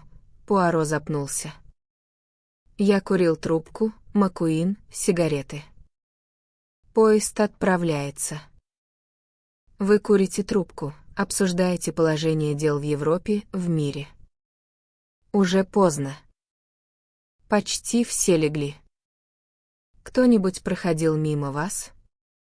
Подумайте. Арбутнот сдвинул брови. Трудно сказать, произнес он наконец. Видите ли, я за этим не следил. Но вы же военный. Вы должны отличаться особой наблюдательностью. Вы наверняка многое замечаете, так сказать, сами того не замечая. Полковник снова подумал и покачал головой. Не могу сказать. Не помню, чтобы кто-нибудь проходил мимо, разве что проводник. Нет, погодите, кажется, проходила какая-то женщина. Вы ее видели? Какая женщина, молодая, старая? Я не видел ее. Не смотрел в ту сторону. Просто до меня донесся шорох и запах парфюма. Парфюма. Хорошего парфюма? Да нет, скорее плохих. Такой, знаете ли, запах, что издалека шибает в нос. Но учтите, торопливо продолжал полковник, это могло быть и раньше. Видите ли, как вы сами сказали, такие вещи замечаешь, сам того не замечая. И вот в течение вечера я отметил про себя «женщина». Ну и парфюм. Но когда она прошла, точно не могу сказать, хотя, скорее всего, после Веньковцев. Почему? Помню, я почувствовала этот запах, как раз когда мы заговорили о пятилетке. Знаете, как бывает, запах духов навел меня на мысли о женщинах, а женщин я перекинулся на положение женщин в России. А я помню, что до России мы добрались уже к концу разговора. Вы можете определить, когда это было, более точно? Нет. Где-то перед концом нашего разговора, примерно за полчаса. После того, как поезд остановился. Полковник кивнул. Да.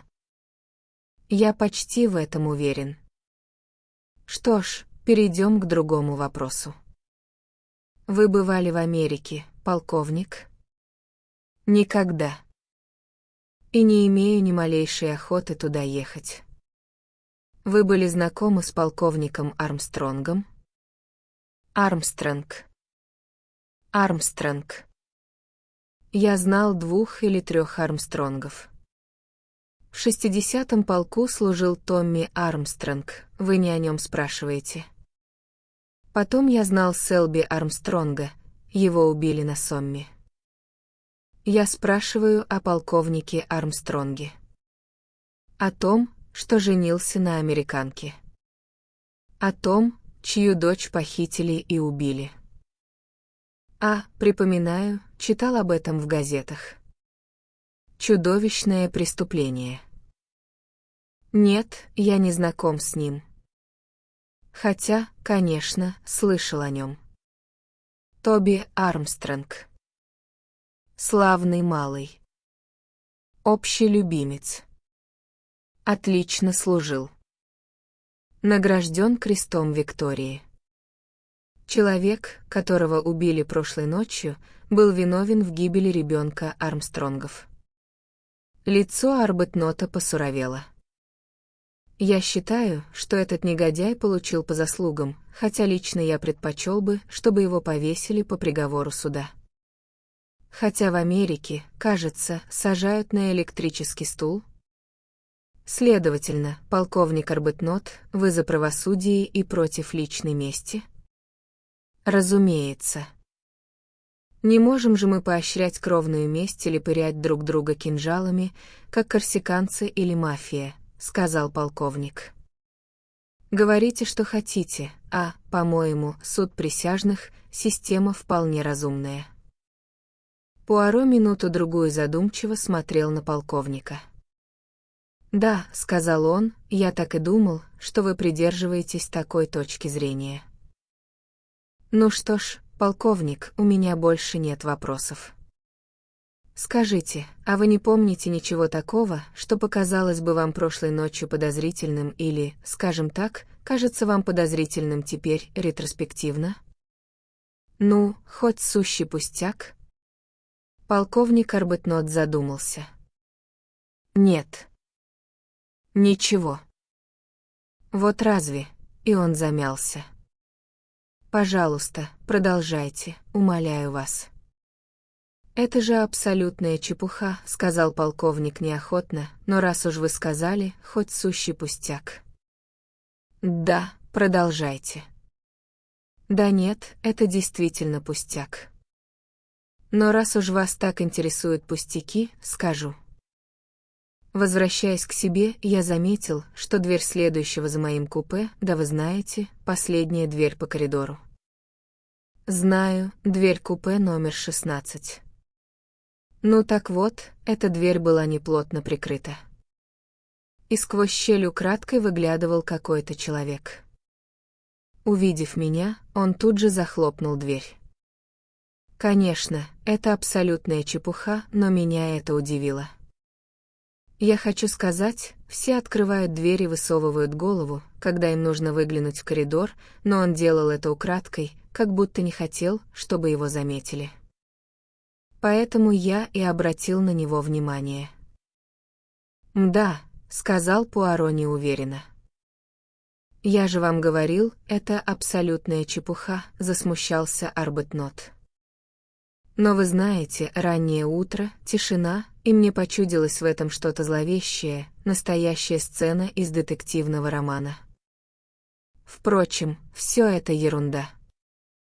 Он встал. «Что ж, если я вам больше не нужен». «Благодарю вас, полковник, у меня все». Полковник ушел не сразу. Он явно перестал гневаться на паршивого французишку, посмевшего допрашивать британца. «Так вот, что касается мисс Дебинхэм», — сказал он неловко. «Можете мне поверить, она тут ни при чем. Она Пакка Сахиб, Пукка Срахрб». Полковник вспыхнул и ушел. «Что значит Пакка Сахиб?» Полюбопытствовал доктор Константин. «Это значит, — объяснил Пуаро, — что отец и братья мисс Дебинхэм обучались в тех же школах, что и полковник. Только и всего». Доктор Константин был явно разочарован. «Значит, это не имеет никакого отношения к преступлению». «Ни малейшего», — сказал Пуаро. Он ушел в свои мысли, рука его машинально постукивала по столу. Полковник Арбетнот курит трубку, вдруг вырвалось у него. В купе Ричетта я нашел ёршик для трубки.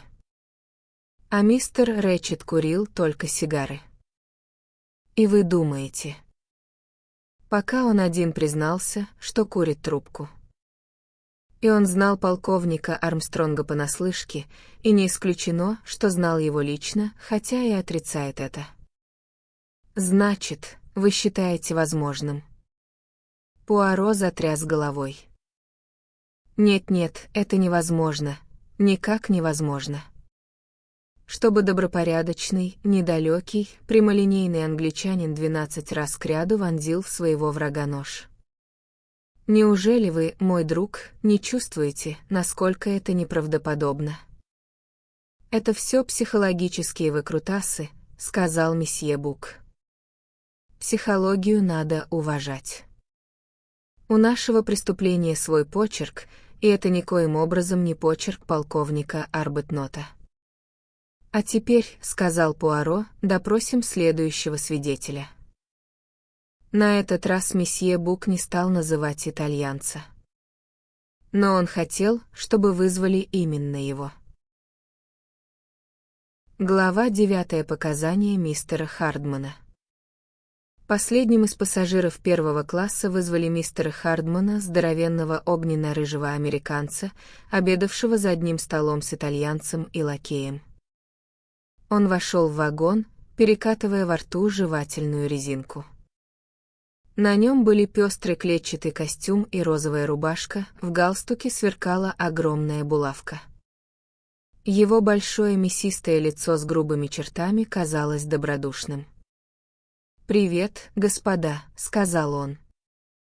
«Чем могу служить?»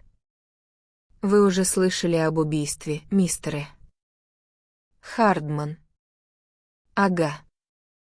И он ловко перекатил резинку к другой щеке. «Так вот, нам приходится беседовать со всеми пассажирами. Лично я не против. Наверное, без этого не обойтись». Пуаро посмотрел на лежащий перед ним паспорт. «Вы Сайрус Бетман Хардман, подданный Соединенных Штатов, 41 года, камевояжер фирмы по продаже лент для пишущих машинок?»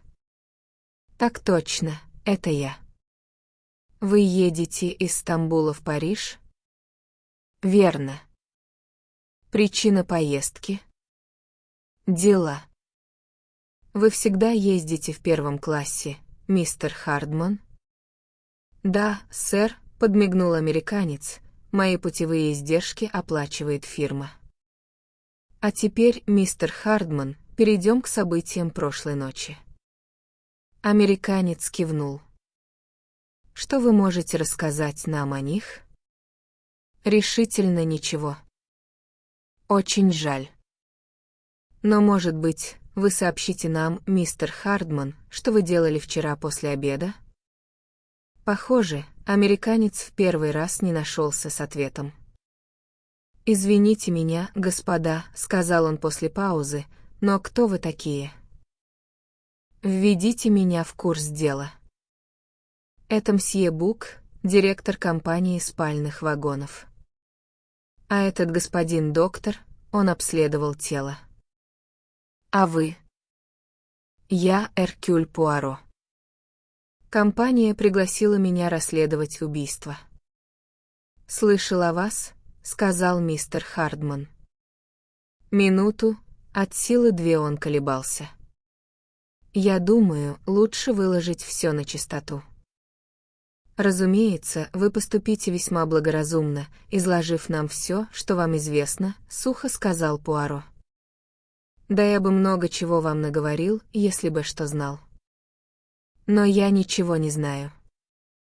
Ровным счетом ничего, как я уже и говорил вам. А ведь мне полагается знать.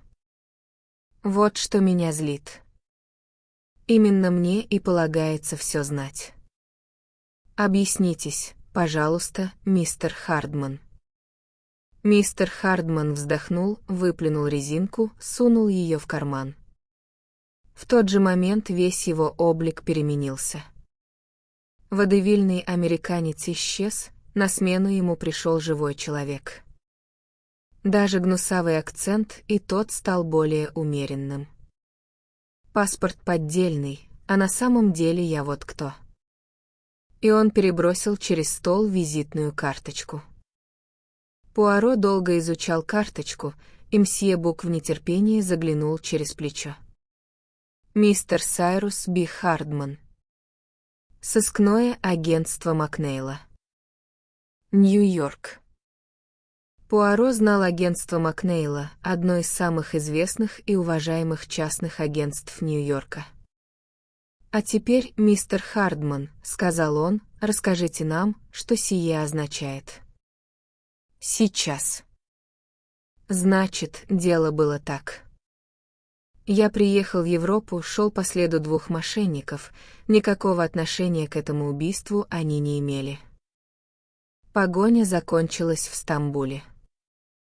Я телеграфировал шефу, получил распоряжение вернуться и уже было собрался в Нью-Йорк, как получил вот это. Он протянул письмо. На фирменном листке отеля «Токатлян». «Уважаемый сэр, мне сообщили, что вы представитель сыскного агентства Макнейла. Зайдите, пожалуйста, в мой номер сегодня в 4 часа дня». И подпись «Сэмюэль Эдвард Рэтчет». Ну и что? Я явился в указанное время, и мистер Рэтчет посвятил меня в свои опасения, показал парочку угрожающих писем. Он был встревожен. Делал вид, что нет, но, похоже, перепугался насмерть. Он предложил мне ехать в Париж тем же поездом и следить, чтобы его не пристукнули. И я, господа, поехал вместе с ним, но, несмотря на это, его все-таки пристукнули. Крайне неприятно. Такое пятно на моей репутации. Он вам сказал, что вы должны делать? Еще бы. Он все заранее обмозговал. Он хотел, чтобы я занял соседнее с ним купе, но с этим делом ничего не вышло. Мне удалось достать только купе номер 16, да и то с огромным трудом. По-моему, проводник хотел попридержать его. Но не будем отвлекаться. Осмотревшись, я решил, что 16-е купе — отличный наблюдательный пункт. Впереди стамбульского спального вагона шел только вагон-ресторан, переднюю дверь на платформу ночью запирали на засов, так что, если бы кому и вздумалось пробраться в вагон, он мог выйти только через заднюю дверь или через другой вагон, а значит, в любом случае ему не миновать меня. Вам, по всей вероятности, ничего не известно о личности предполагаемого врага мистера Ричетта? Ну, как он выглядит, я знал. Мистер Рэтчет мне его описал. Что? Спросили все в один голос. По описанию старика, это мужчина небольшого роста, продолжал Хардман, темноволосый, с писклявым голосом. И еще старик сказал, что вряд ли этот парень нападет на него в первую ночь пути. Скорее на вторую или на третью. Значит, кое-что он все-таки знал, сказал мсье Бук. Во всяком случае, он знал куда больше, чем сообщил своему секретарю. Пуаро задумался. А он вам что-нибудь рассказал об этом человеке? Не говорил, к примеру, почему тот угрожал его жизни? Нет, об этом он умалчивал. Сказал просто, что этот парень гоняется за ним, хочет во что бы то ни стало его прикончить. Мужчина невысокого роста, темноволосый, с писклявым голосом, задумчиво повторил Пуаро, направив пытливый взгляд на Хардмана. Вы, конечно, знали, кто он был на самом деле. Кто, мистер? Рэтчет. Вы его узнали? Не понимаю. Рэтчет — это Кассетти, убийца ребенка Армстронгов. Мистер Хардман присвистнул. Ну и ну. Вы меня ошарашили. Нет, я его не узнал. Я был на Западе, когда шел процесс. Его фотографии в газетах я, конечно, видел, но на них и родную мать не узнаешь. Не сомневаюсь, что многие хотели бы разделаться с Кассетти. А вы не знаете никого, имеющего отношение к делу Армстронгов, кто отвечал бы этому описанию невысокого роста, темноволосый, с писклявым голосом? Хардман думал минуты 2. Трудно сказать. Ведь почти все, кто имел отношение к этому делу, умерли. Помните, в газетах писали о девушке, которая выбросилась из окна? Ага. Тут вы попали в точку. Она была иностранка. Так что, может, у нее и были родственники-итальяшки. Но не забывайте, что за Ричеттом числились и другие дела, кроме ребенка Армстронгов. Он довольно долго занимался похищением детей. Так что не надо сосредотачиваться на одном этом деле. У нас есть основания полагать, что это преступление связано с делом Армстронгов. Мистер Хардман вопросительно прищурил глаз. Пуаро промолчал. Американец покачал головой. «Нет, я ничего такого не припоминаю», — не сразу сказал он. «Но учтите, я не принимал участия в этом деле и мало что о нем знаю». «Что ж, продолжайте, мистер Хардман. Мне, собственно, нечего рассказывать. Я высыпался днем, а ночью караулил. В первую ночь ничего подозрительного не произошло. Прошлой ночью тоже, так по крайней мере мне казалось. Я оставил дверь приоткрытой и держал коридор под наблюдением. Никто чужой не проходил мимо. Вы в этом уверены, мистер Хардман? Железно. Никто не входил в вагон снаружи, и никто не проходил из задних вагонов. За это я ручаюсь. А из вашего укрытия вам виден был проводник? Конечно. Ведь его скамеечка стоит почти впритык к моей двери. Он покидал свое место после Веньковцев. Это последняя остановка. Ну как же, его пару раз вызывали сразу после того, как поезд застрял. Потом он ушел в афинский вагон и пробыл там этак минут 15. Но тут кто-то стал названивать, и он примчался назад. Я вышел в коридор посмотреть, в чем дело. Сами понимаете, я несколько встревожился, но оказалось, что звонила американка. Она закатила скандал проводнику, уж не знаю из-за чего. Я посмеялся и вернулся к себе. Потом проводник пошел в другое купе, понес кому-то бутылку минеральной. Потом уселся на скамеечку и сидел там, пока его не вызвали в дальний конец вагона стелить постель. Потом он до 5 часов утра не вставал с места. Он дремал? Не могу сказать. Не исключено, что и дремал. Пуаро кивнул. Руки его механически складывали бумаги на столе в аккуратные стопочки. Он снова взял в руки визитную карточку. «Будьте любезны, поставьте здесь свои инициалы», — попросил он. Хардман расписался. «Я полагаю, здесь, в поезде, никто не может подтвердить ваши показания и засвидетельствовать вашу личность, мистер Хардман?» «В поезде?» «Пожалуй, что нет». «Вот разве молодой Маккуин?» Я этого парня хорошо помню, часто встречал в кабинете его отца в Нью-Йорке, но вряд ли он меня выделил из множества других сыщиков и запомнил в лицо. Нет, мистер Пуаро, придется вам подождать и, когда мы пробьемся сквозь заносы, телеграфировать в Нью-Йорк.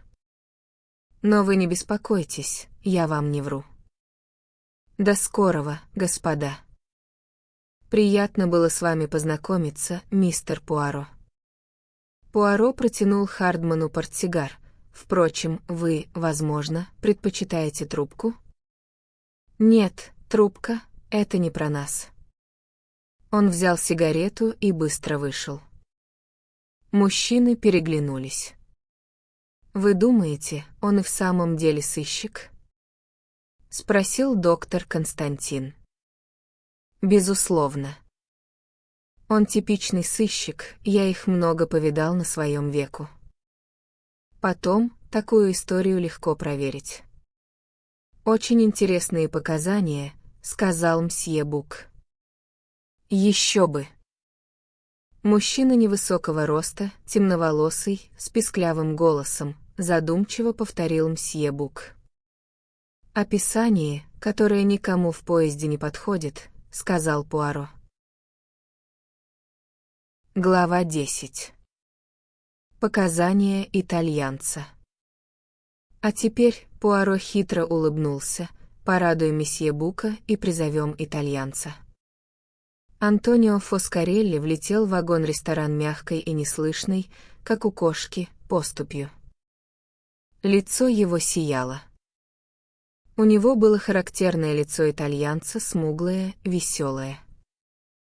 По-французски он говорил правильно и бегло, с очень небольшим акцентом. «Вас зовут Антонио Фоскарелли?» «Да, месье». «Вы, как я вижу, приняли американское подданство?» «Да, месье». «Так лучше для моих дел», — ухмыльнулся итальянец. «Вы агент по продаже фордовских автомобилей?» «Да, видите ли». И тут последовала пространная речь, к концу которой присутствующие знали в мельчайших деталях все про деловые методы Фоскарелли, его поездки, доходы, его мнение об Америке и о большинстве стран Европы. Из итальянца не надо было вытягивать информацию, она лилась мощным потоком. Его простодушное лицо сияло от удовольствия, когда он наконец остановился и красноречивым жестом вытер лоб платком. «Теперь вы видите», — сказал он, — «я ворочаю большими делами. У меня все устроено на современный лад. Уж кто-кто, а я в торговле знаю толк». «Значит, в последние 10 лет вы часто бывали в Соединенных Штатах?» «Да, месье». Как сегодня помню тот день, когда я впервые сел на корабль, я ехал за 3-9 земель в Америку. Моя мама и сестренка. Пуаро прервал поток воспоминаний. Во время вашего пребывания в Соединенных Штатах Америки вы не встречались спокойным? Никогда. Но таких, как он, я хорошо знаю. Да, очень хорошо. И он выразительно щелкнул пальцами. С виду они сама солидность, одеты с иголочки, но все это одна видимость. Мой опыт говорит, что убитый настоящий преступник. Хотите верьте, хотите нет, а это так. Вы не ошиблись, сухо сказал Пуаро.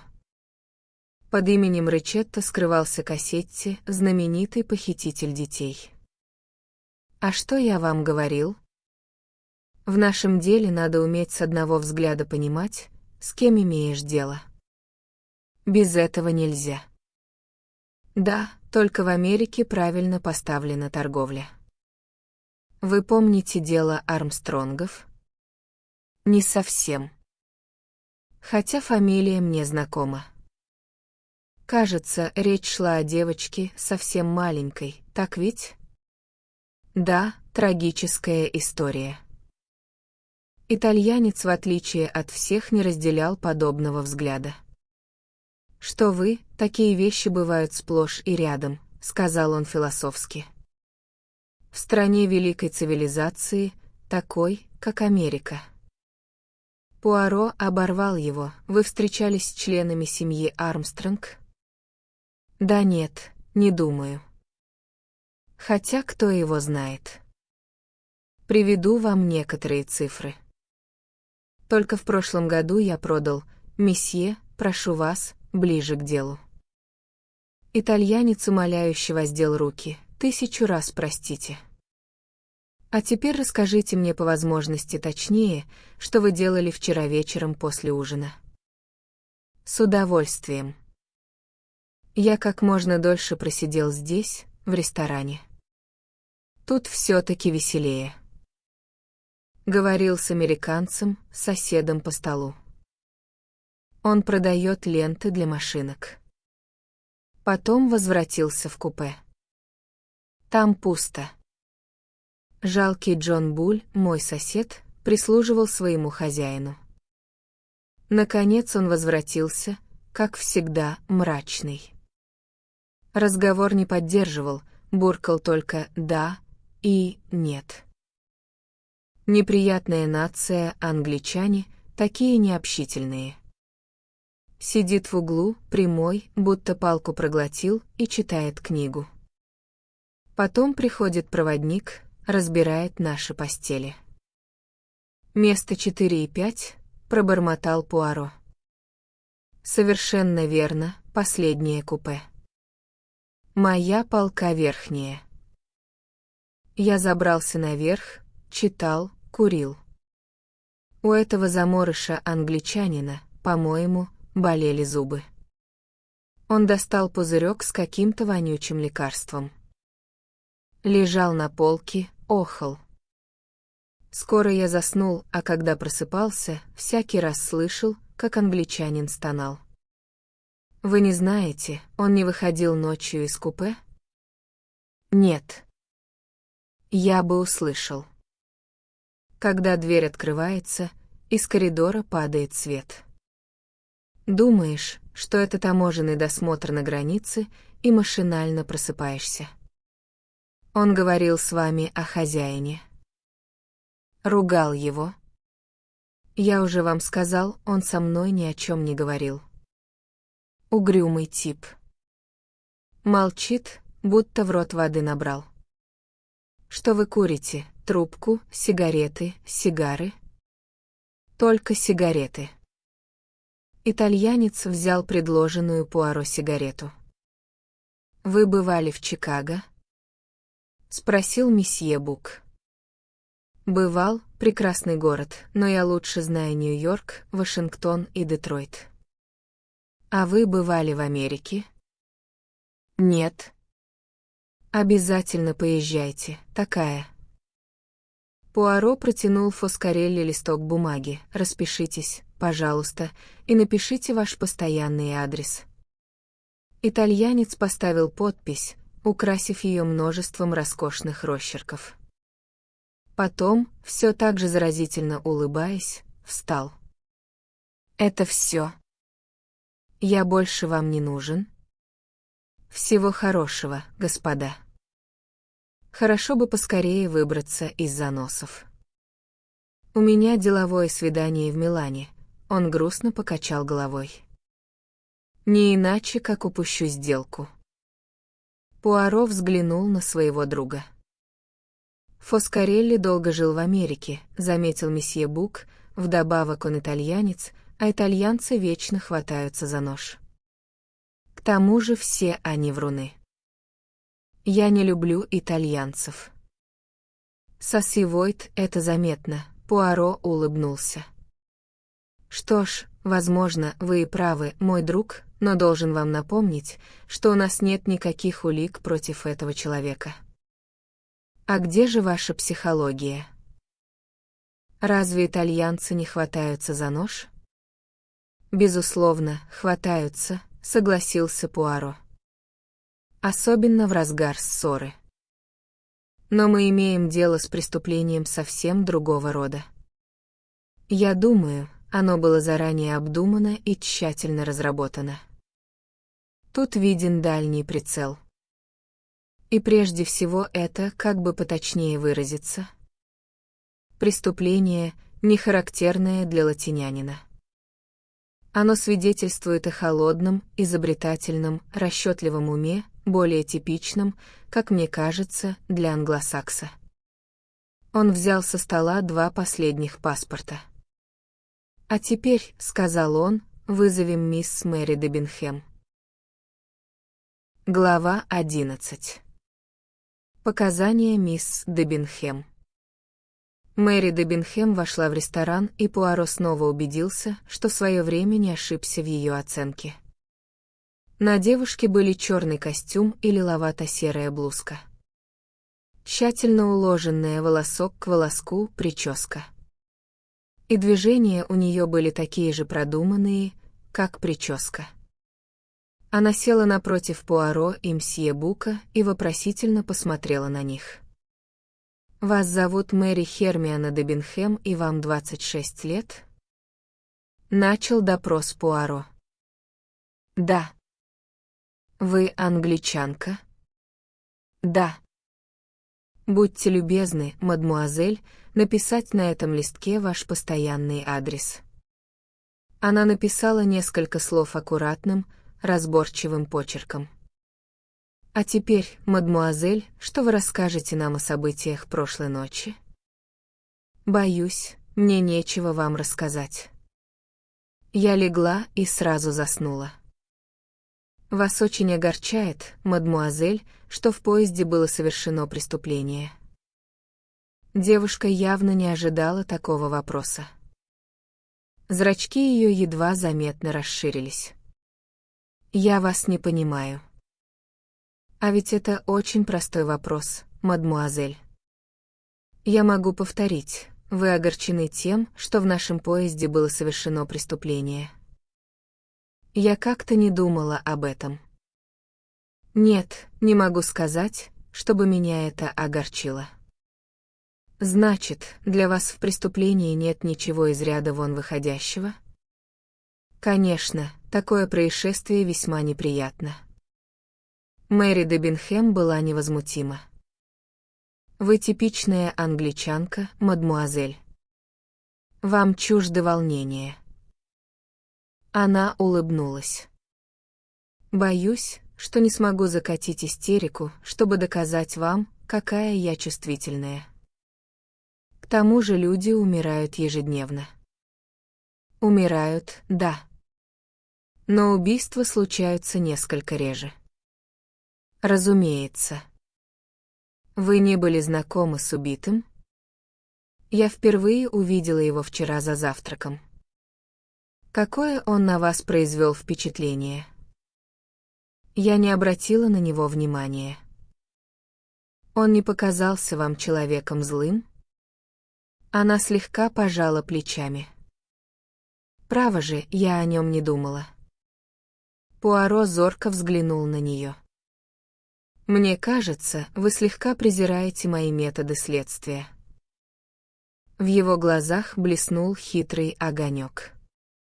Думаете, что англичанин повел бы следствие иначе? Он бы отсек все ненужное и строго придерживался фактов словом, вел бы дело методично и организованно. Но у меня, мадмуазель, есть свои причуды. Прежде всего я присматриваюсь к свидетелю, определяя его характер и в соответствии с этим задаю вопросы. Несколько минут назад я допрашивал господина, который рвался сообщить мне свои соображения по самым разным вопросам. Так вот, ему я не позволял отвлекаться и требовал, чтобы он отвечал только «да» и «нет». За ним приходите вы. Я сразу понимаю, что вы человек аккуратный, методичный, не станете отвлекаться, будете отвечать коротко и по существу. А так как в нас живет дух противоречия, вам я задаю совершенно другие вопросы. Я спрашиваю, что вы чувствуете, что думаете. Вам не нравится этот метод? Извините за резкость, но мне он кажется пустой тратой времени. Предположим, вы узнаете, нравилось мне лицо мистера Ричетта или нет, но это вряд ли поможет найти убийцу. Вы знаете, кем на самом деле оказался Ричетт? Она кивнула. Миссис Хаббард уже оповестила всех и вся. Ваше мнение о деле Армстронгов? Это чудовищное преступление. Пуаро задумчиво посмотрел на девушку.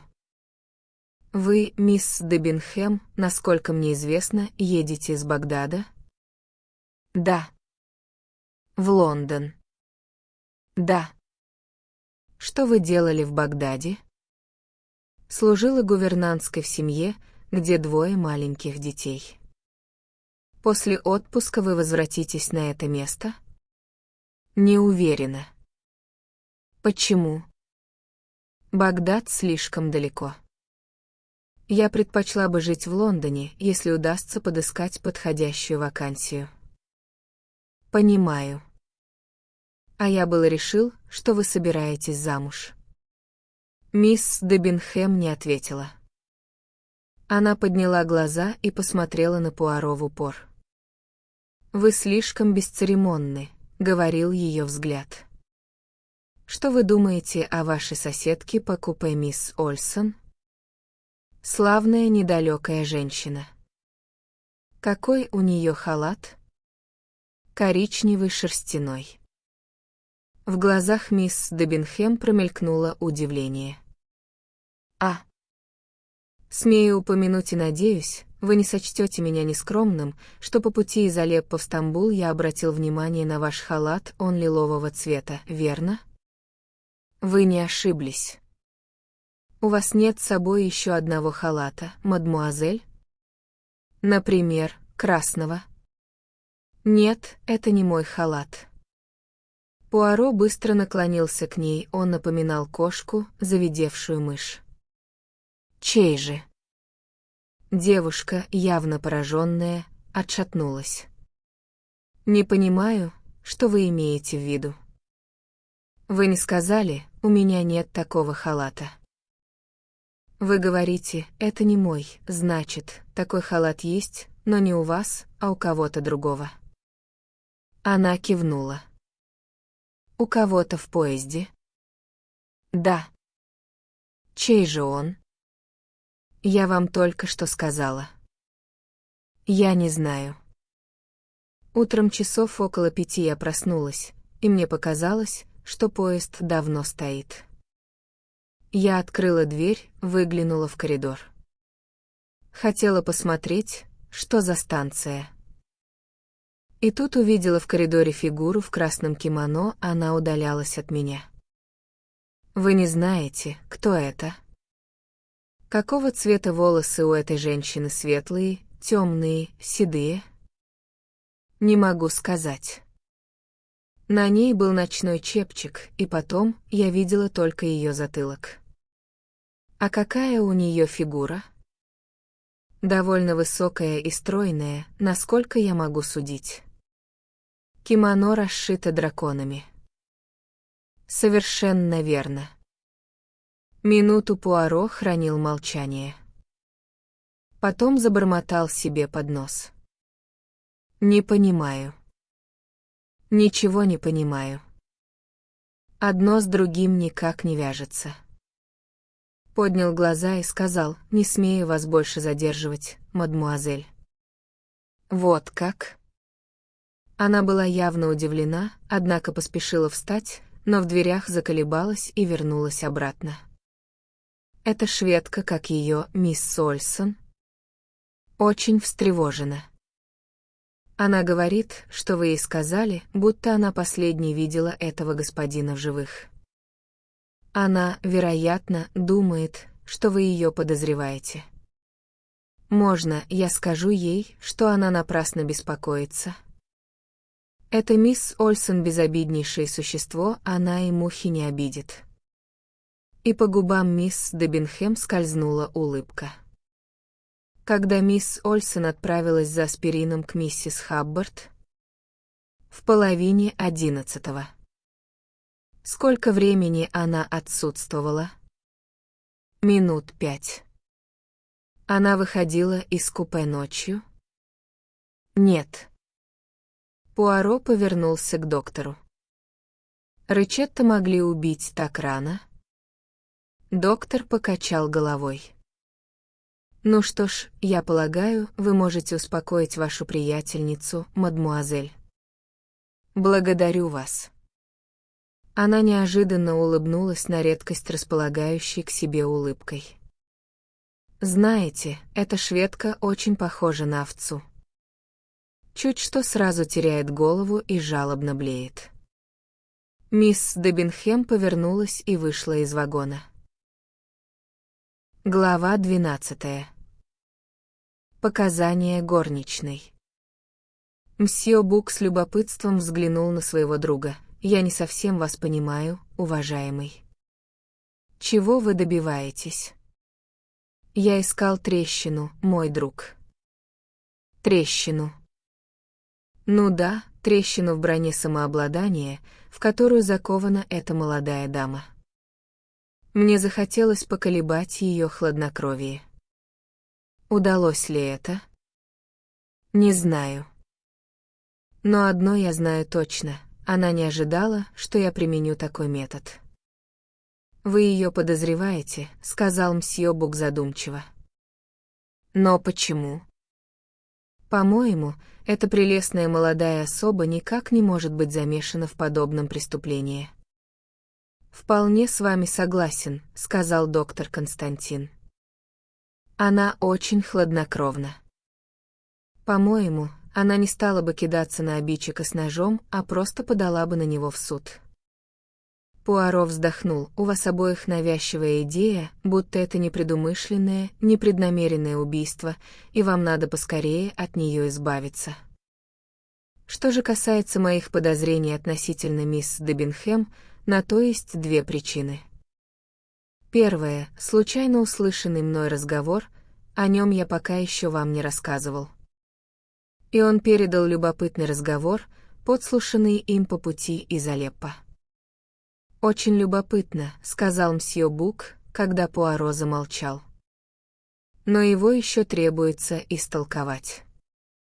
Если он означает именно то, что вы подозреваете, тогда и она, и этот чопорный англичанин замешаны в убийстве». «Но это», — сказал Пуаро, — «никак не подтверждается фактами». «Понимаете, если бы они оба участвовали в убийстве, что бы из этого следовало?» «Что они постараются обеспечить друг другу алиби. Не правда ли?» Однако этого не происходит. Алиби мисс Дебинхэм подтверждает шведка, которую та до сих пор и в глаза не видела, а алиби полковника — Маккуин, секретарь убитого. Нет, ваше решение слишком простое для такой загадки. Вы сказали, что у вас есть еще одна причина ее подозревать, напомнил ему мсье Бук. Пуаро улыбнулся, но это опять чистейшая психология. Я спрашиваю себя, могла ли мисс Дебинхэм задумать такое преступление? Я убежден, что в этом деле участвовал человек с холодным и изобретательным умом. А мисс Дебинхэм производит именно такое впечатление. Мсье Бук покачал головой. «Думаю, вы все-таки ошибаетесь, мой друг.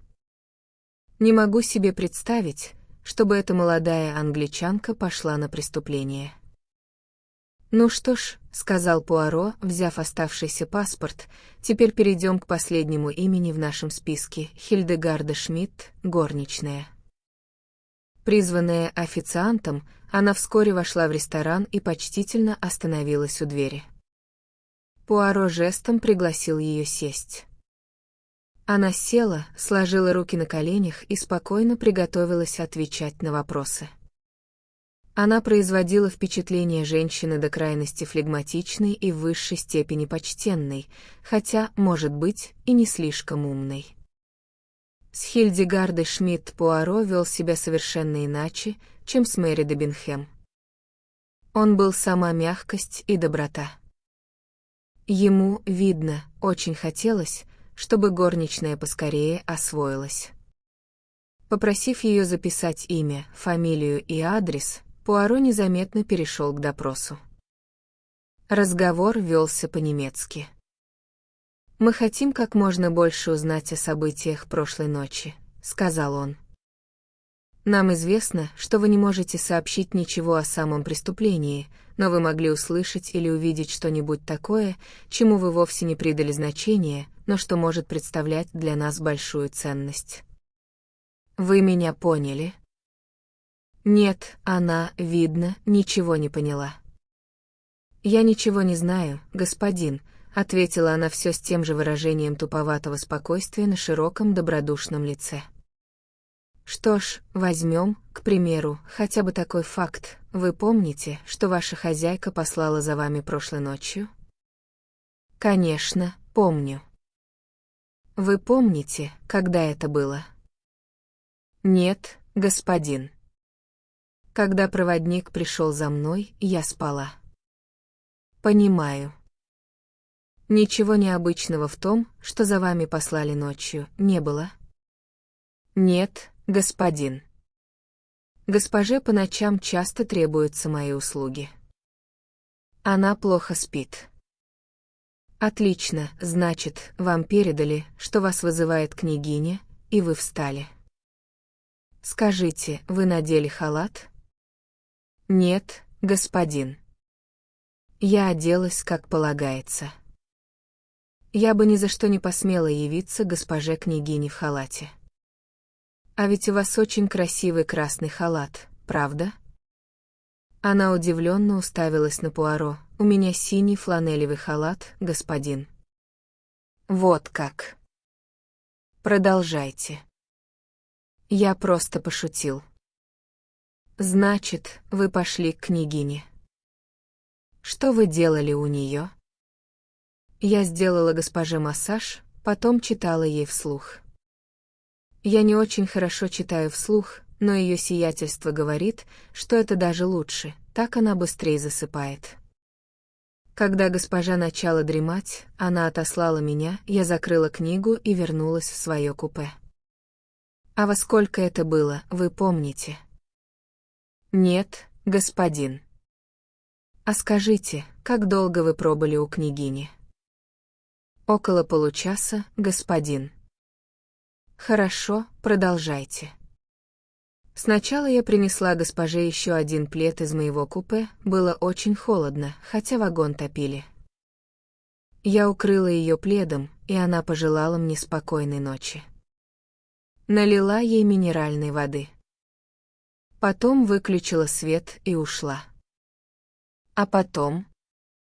Больше мне нечего рассказать, господин. Я вернулась к себе в купе и легла спать. Вы никого не встретили в коридоре? Нет, господин. А вы не встретили, скажем, даму в красном кимоно, расшитом драконами? Немка выпучила на него кроткие голубые глаза. Что вы, господин? В коридоре был один проводник. Все давно спали. Но проводника вы все-таки видели? Да, господин. Что он делал? Он выходил из купе, господин. Что? Что? Накинулся на горничную мсье Бук. Из какого купе? Хильдегарда Шмидт снова переполошилась, и Пуаро бросил укоризненный взгляд на своего друга. «Ничего необычного тут нет», — сказал он. «Проводнику часто приходится ходить ночью на вызовы. Вы не помните, из какого купе он вышел?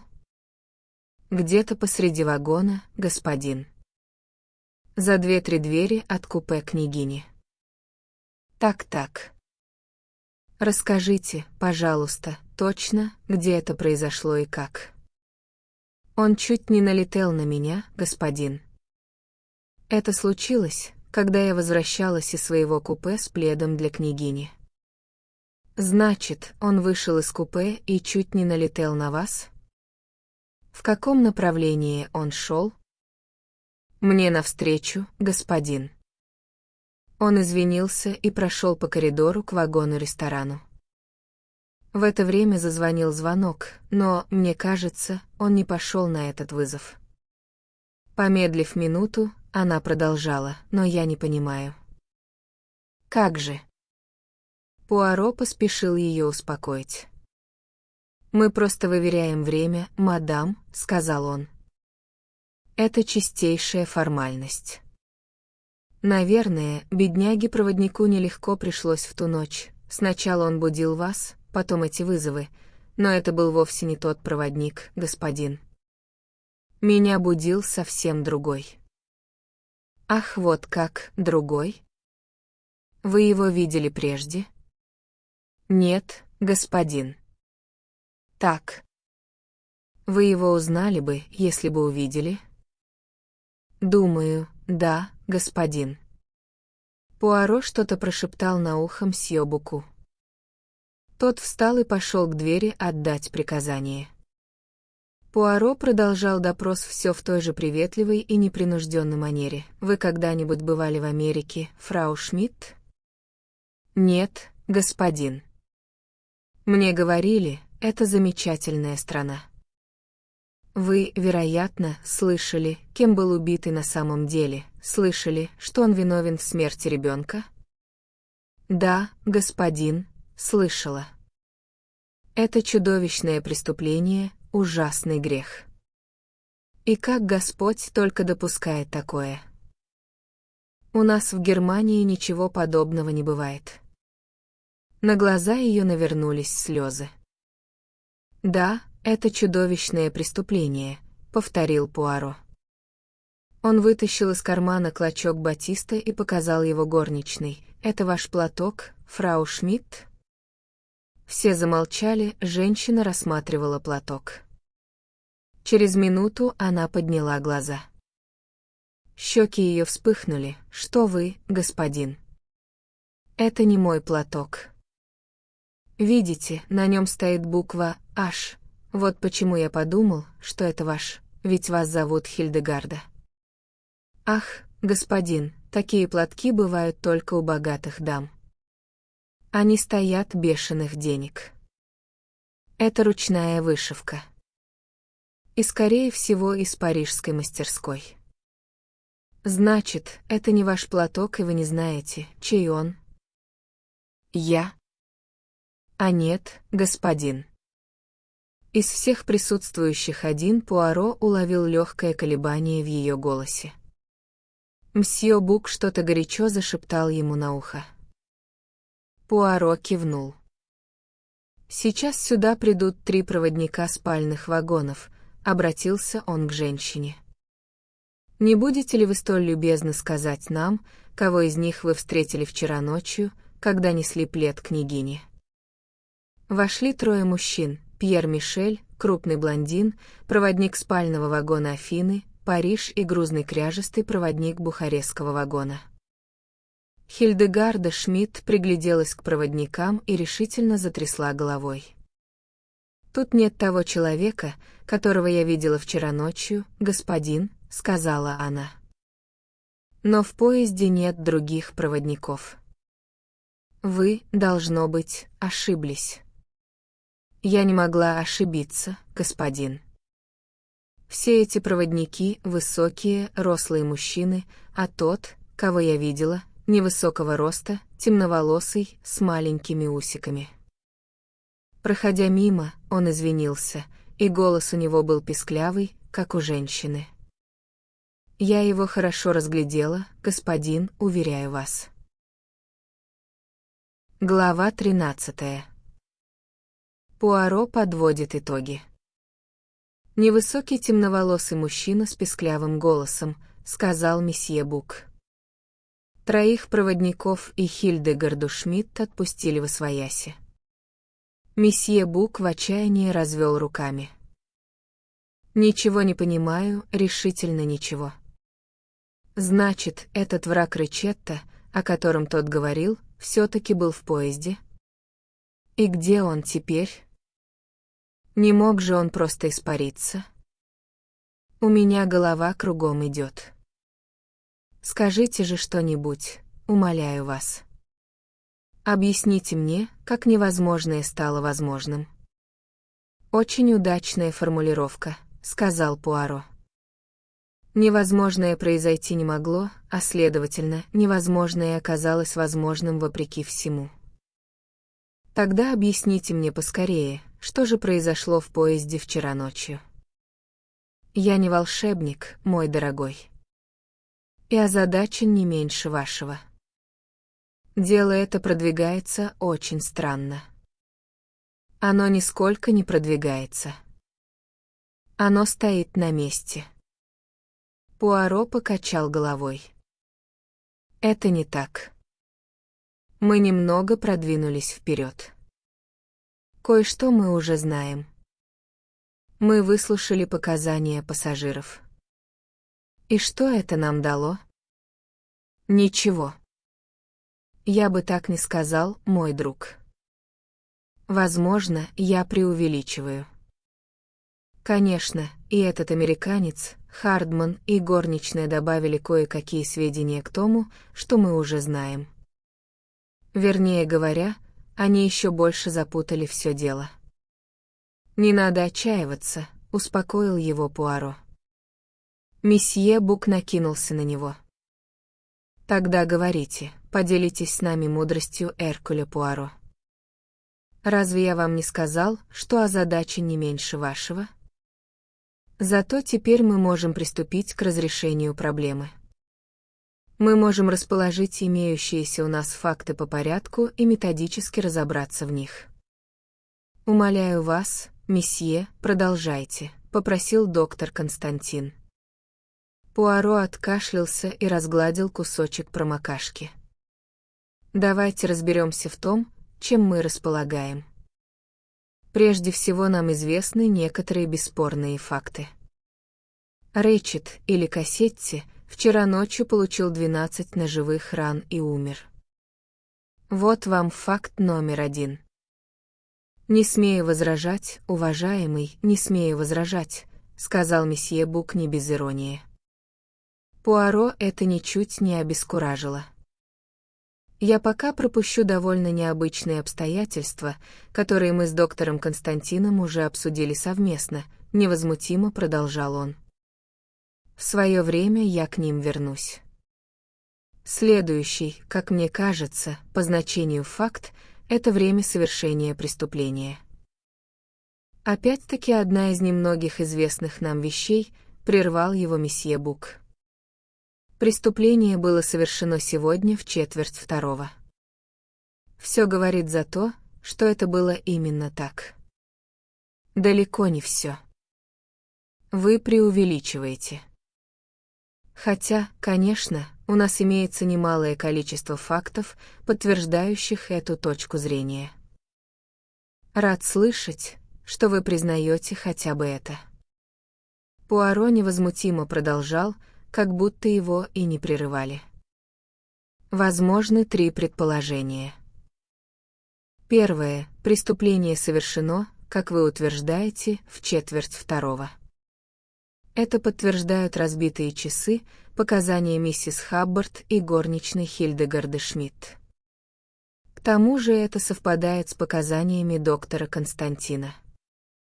Второе предположение. Убийство совершено позже, и стрелки на часах передвинуты, чтобы нас запутать. Третье. Преступление совершено раньше, и стрелки передвинуты по той же причине, что и выше. Так вот, если мы примем первое предположение как наиболее вероятное и подкрепленное наибольшим числом показаний, мы должны будем считаться с некоторыми вытекающими из него фактами. Начнем хотя бы с того, что, если преступление было совершено в 1:45, убийца не мог покинуть поезд. А значит, встает вопрос, где убийца? И кто он? Для начала давайте тщательно разберемся во всех показаниях. В первый раз о существовании невысокого темноволосого мужчины с писклявым голосом мы услышали от Хардмана. Он утверждает, будто Рэчет рассказал ему об этом человеке и поручил охранять себя от него. У нас нет никаких фактов, подтверждающих эти показания, и, следовательно, нам приходится верить Хардману на слово. Теперь разберемся во втором вопросе. Тот ли человек Хардман, за которого он себя выдает, то есть действительно ли он сыщик Нью-Йоркского детективного агентства? На мой взгляд, это дело прежде всего интересно тем, что мы лишены всех вспомогательных средств, к которым обычно прибегает полиция. Мы не можем проверить показания свидетелей. Нам приходится целиком полагаться на собственные заключения. Для меня лично это делает разгадку преступления еще более интересной. Никакой рутины. Только работа ума. И вот я спрашиваю себя, можем ли мы верить показаниям Хардмана, когда он говорит о себе? И решаю, можем. Я придерживаюсь того мнения, что мы можем верить в то, что Хардман рассказывает о себе. «Вы полагаетесь на свою интуицию?» — спросил доктор Константин, или, как говорят американцы, на свой нюх? Вовсе нет. Я исследую все возможности. Хардман путешествует с фальшивым паспортом, а значит, в любом случае подозрения прежде всего падут на него. Как только появится полиция, она в первую очередь задержит Хардмана и телеграфирует в Нью-Йорк, чтобы проверить его показания. Проверить личность большинства пассажиров представляется очень трудным, и в большинстве случаев этого не станут делать хотя бы потому, что они не дают никаких поводов для подозрений. Но в случае с Хардманом дело обстоит иначе. Он или тот, за кого себя выдает, или нет. Вот почему я считаю, что тут все должно быть в порядке. Вы считаете его свободным от подозрений? Вовсе нет. Вы меня не поняли. Откуда мне знать, у любого американского сыщика могут быть свои причины убить Ричетта. Я хочу только сказать, что Хардману можно верить, когда он рассказывает о себе. Ричетт вполне мог нанять его, по всей вероятности, хотя твердо уверенным тут быть нельзя, так оно и было. Если мы принимаем показания Хардмана на веру, тогда мы должны искать дальнейшие им подтверждения. И мы находим его, хотя и несколько неожиданно, в показаниях Хильдегарды Шмидт. Проводник спального вагона, встреченный ею в коридоре, как две капли воды, похож на описанного Хардманом врага Ричетта. Можем ли мы подтвердить эти два рассказа? У нас есть пуговица, которую миссис Хаббард нашла в купе. Есть и еще одно дополнительное доказательство, хотя вы могли его и не заметить. Что же это? Оба, и полковник Арбетнот, и Гектор Маккуин, упомянули, что проводник проходил мимо их купе. Они не придали этому значения. Но вспомните, господа, Пьер Мишель заявил, что он не вставал с места, за исключением тех случаев, которые были им специально оговорены, а ни в одном из этих случаев ему не нужно было проходить мимо купе, где сидели Арбетнот и Маккуин. А следовательно, рассказ о невысоком темноволосом мужчине с писклявым голосом в форме проводника спальных вагонов подкрепляется свидетельскими показаниями 4 свидетелей, прямыми или косвенными. «И еще одна небольшая деталь», — сказал доктор Константин. «Если Хильдегарда Шмидт говорит правду, тогда почему же настоящий проводник не упомянул, что видел ее, когда шел на вызов миссис Хаббард? Это, по-моему, вполне объяснимо. Когда он шел к миссис Хаббард, горничная была у своей хозяйки. А когда горничная возвращалась к себе, проводник был в купе миссис Хаббард». Месье Бук с трудом дождался конца фразы. «Да, мой друг», — сказал он нетерпеливо. «Хотя я восхищаюсь вашей осмотрительностью и тем, как вы методически, шаг за шагом, идете к цели, все же осмелюсь заметить, что вы не коснулись главного. Все мы сошлись на том, что этот человек существует. Куда он делся? Вот в чем вопрос». Пуаро неодобрительно покачал головой. «Вы ошибаетесь. Ставите телегу впереди лошади. Прежде чем спросить себя, куда исчез этот человек, я задаюсь вопросом, а существует ли на самом деле такой человек? И знаете почему? Потому что, если бы этот человек не существовал, а если бы его просто выдумали, изобрели, насколько легче было бы ему исчезнуть.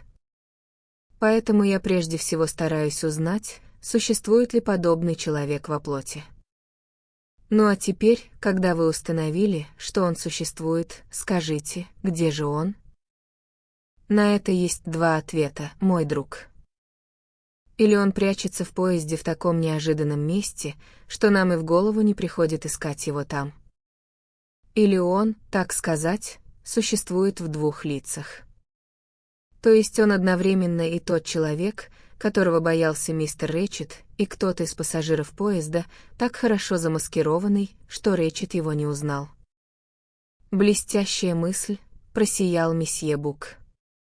Однако тут же лицо его снова омрачилось. Но есть одна неувязка. Пуаро предвидел его слова. Рост этого человека, вы это хотели сказать? За исключением лакея мистера Ричетта все пассажиры, итальянец, полковник Арбетнот, Гектор Маккуин, граф Андрини высокого роста. Значит, у нас остается один лакей, не слишком подходящая кандидатура. Но тут возникает и другое предположение. Вспомните писклявый, как у женщины, голос. У нас появляется возможность выбора. Это может быть и мужчина, переодетый женщиной, и женщина. Если одеть высокую женщину в мужской костюм, она кажется маленькой. Но ведь Рэтчет должен был бы знать, возразил месье Бук. Вполне вероятно, он и знал. Вполне вероятно, что эта женщина уже покушалась на его жизнь, переодевшись для этой цели мужчиной. Рэтчет мог догадаться, что она снова прибегнет к этому трюку, и поэтому велел Хардману следить за мужчиной. Однако на всякий случай упомянул о писклявом, как у женщины, голосе. «Вполне возможно», — сказал месье Бук. «И все же...» «Послушайте, мой друг. Я думаю, пришло время рассказать вам о некоторых неувязках, подмеченных доктором Константином». И Пуаро подробно рассказал месье Буку о тех выводах, к которым они с доктором пришли, анализируя характер ранений. Месье Бук застонал и схватился за голову. «Понимаю», — сказал Пуаро сочувственно. «Отлично понимаю вас. Голова идет кругом, правда? Да, ведь это настоящий кошмар», — завопил месье Бук. «Вот именно. Это нелепо, невероятно и попросту невозможно. И я то же самое говорю. И все же, мой друг, это так. А от фактов никуда не денешься. Но это безумие. Вот именно. Все это настолько невероятно, друг мой, что меня иногда преследует мысль, будто разгадка должна быть предельно проста. Впрочем, это только догадка, так сказать. Двое убийц, застонал месье Бук. В Восточном экспрессе. Он чуть не плакал.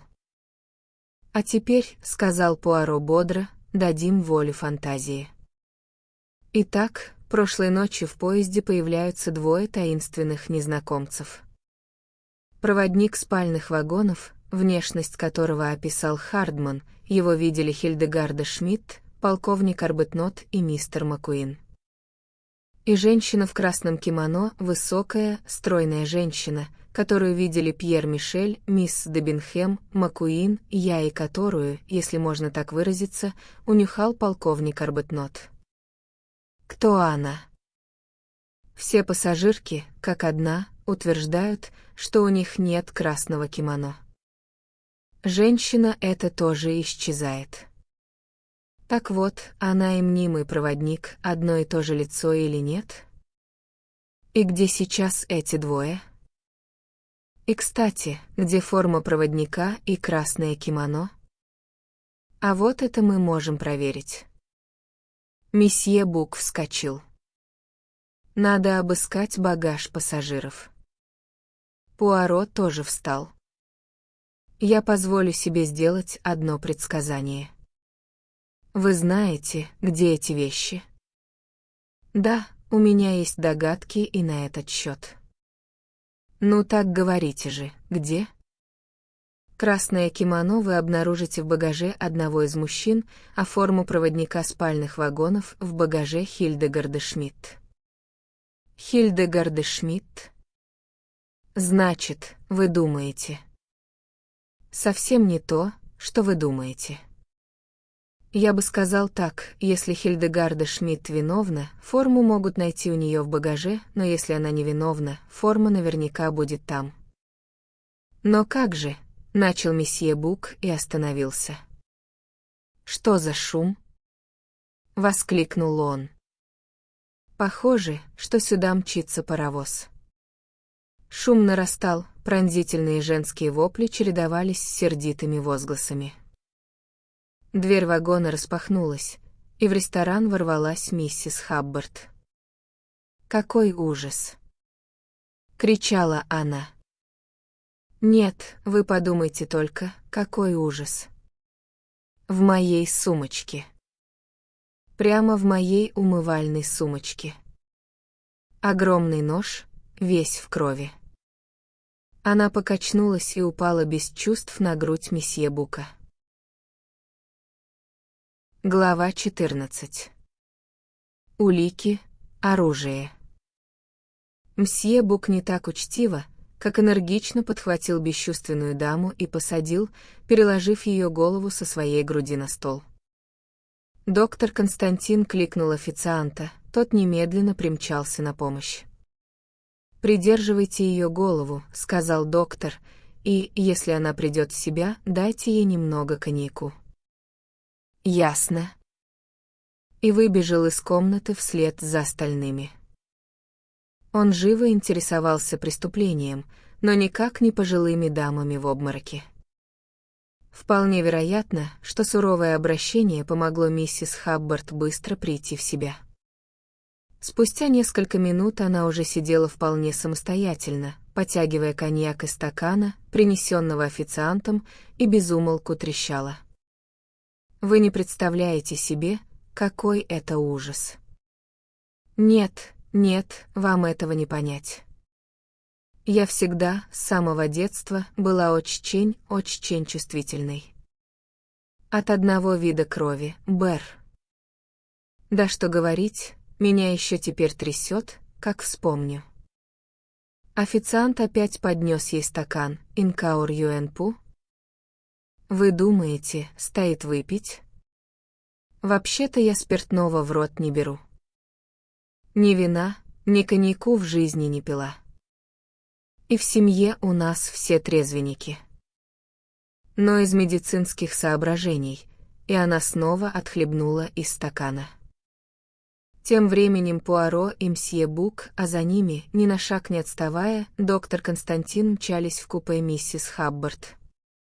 Впечатление было такое, будто все до одного пассажиры высыпали в коридор.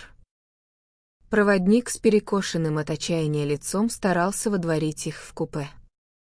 «Мэйсаэле нуай эйрина ивуар». Он раздраженно повторял это соображение на разных языках. «Разрешите пройти», — сказал мсье Бук, ловко раздвинул кругленьким животиком толпу пассажиров и вошел в купе. Пуаро протиснулся следом за ним. «Очень рад, что вы пришли, мсье», — сказал проводник, вздохнув с облегчением. «Все, буквально все рвутся сюда. Эта американка так визжала, можно подумать, ее режут. Я тут же прибежал, а она визжит как ненормальная, кричит, что и срочно нужно вас увидеть, несется по вагону, кого не встретит, всем рассказывает, что с ней стряслось». И, взмахнув рукой, добавил: «Вот он, мсье». Я ничего не трогал. На ручке двери, ведущей в соседнее купе, висела сумочка в крупную клетку. Кинжал в псевдовосточном стиле, дешевая подделка с чеканной рукояткой и прямым сужающимся лезвием, лежал на полу под ней, там, где его и уронила миссис Хаббард. На клинке виднелись пятна, по виду напоминающие ржавчину. Пуаро осторожно поднял кинжал. «Да», — пробормотал он, — «ошибки тут быть не может. Вот вам и недостающее оружие». «Верно, господин доктор». Доктор обследовал кинжал, осторожно держа его кончиками пальцев. «Напрасно стараетесь», — сказал Пуаро. «На нем никаких отпечатков пальцев не будет, разве что отпечатки миссис Хаббард». Осмотр оружия занял у доктора мало времени. «Это тот самый кинжал, сомнений нет», — подтвердил он. «Им могла быть нанесена любая из этих ран. Умоляю вас, мой друг, не торопитесь с выводами». Доктор удивился. В этом деле и так слишком много совпадений. 2 человека решили прошлой ночью убить мистера Ричетта. Было бы слишком невероятно, если бы каждый из них выбрал при этом и одинаковое оружие. Что до этого совпадения, то оно не столь невероятно, как может показаться, сказал доктор. Эти кинжалы в псевдовосточном стиле изготовляют большими партиями и сбывают на базарах Константинополя. «Вы меня отчасти утешили, но лишь отчасти», — сказал Пуаро. Он задумчиво посмотрел на ручку двери, снял с нее сумочку и подергал за ручку. Дверь не открылась. Дверной засов, расположенный сантиметров на 30 выше ручки, был задвинут. Пуаро отодвинул засов и снова толкнул дверь. Она не поддалась. «Вы же помните, мы закрыли дверь с той стороны», — сказал доктор.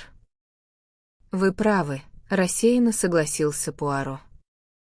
Похоже было, что мысли его витают где-то далеко.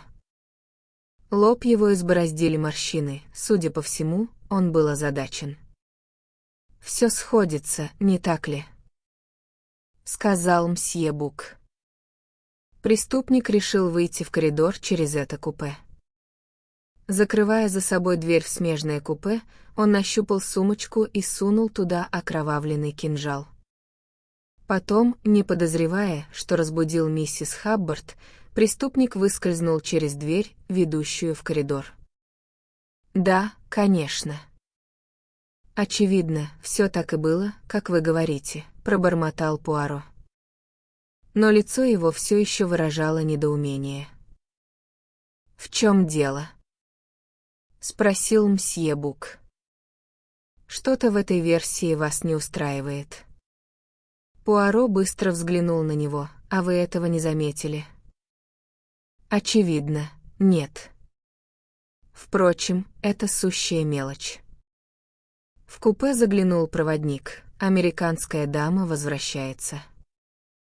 Вид у доктора Константина был виноватый. Он сознавал, что обошелся с миссис Хаббард довольно бесцеремонно. Но она и не думала его упрекать. Ее пыл был всецело направлен на другое. «Я вам скажу прямо и без церемоний», — выпалила она, едва появившись в дверях. «Я в этом купе ни за что не останусь. Хоть вы меня озолотите, а я тут не засну». «Но, мадам...» «Я знаю, что вы мне ответите, и я вам скажу сразу, я на это не пойду. Лучше просижу всю ночь в коридоре». Она заплакала. Знала бы моя дочь, видела бы она, да она бы. Пуаро решительно прервал ее. «Вы меня не поняли, мадам. Ваша просьба вполне обоснована. Ваш багаж немедленно перенесут в другое купе». Миссис Хаббард отняла платок от глаз. «Неужели?» Мне сразу стало лучше. Но ведь в вагоне все купе заняты, разве что кто-нибудь из мужчин. «Ваш багаж, мадам», — вмешался мсье Бук, — «перенесут из этого вагона в другой. Вам отведут купе в соседнем вагоне, его прицепили в Белграде. Это просто замечательно. Я, конечно, не истеричка, но спать здесь, когда рядом, за стеной, труп», — она вздрогнула. «Нет, это выше моих сил». «Мишель!» — крикнул мсье Бук. «Перенесите багаж дамы в любое свободное купе вагона Афины, Париж». «Понятно, мсье». «В такое же купе, как это?» «В купе номер 3?» «Нет-нет», — быстро возразил Пуаро, прежде чем его друг успел ответить. «Я думаю, мадам лучше станет себя чувствовать, если ничто не будет ей напоминать прежнюю обстановку. Дайте ей другое купе, номер 12, например». «Слушаюсь, мсье». Проводник схватил багаж. Миссис Хаббард рассыпалась в благодарностях. «Вы так добры ко мне, мсье Пуаро, вы проявили такую чуткость. Уверяю вас, я умею это ценить. Какие пустяки.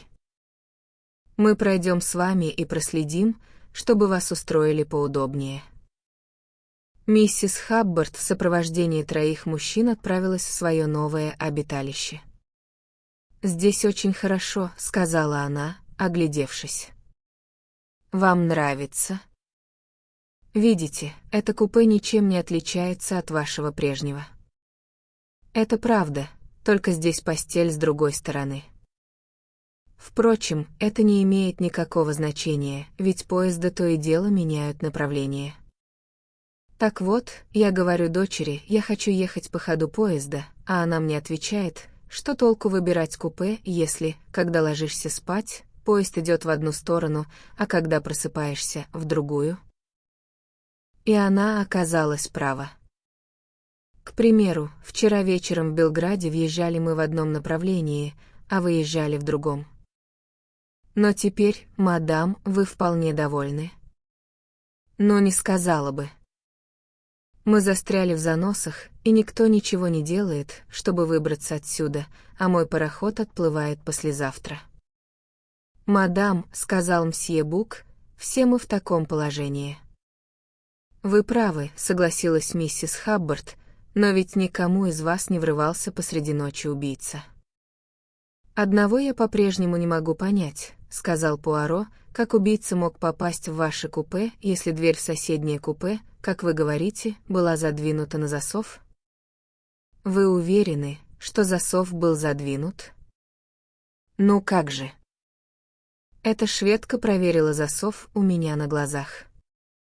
Попробуем воспроизвести всю сцену. Вы лежите на полке, вот так. Оттуда, как вы говорили, не видно, закрыта дверь или нет. Так? Да, не видно, потому что на ручке висела моя сумочка. А господи, теперь мне придется покупать новую сумочку. Мне делается дурно, как только взгляну на нее.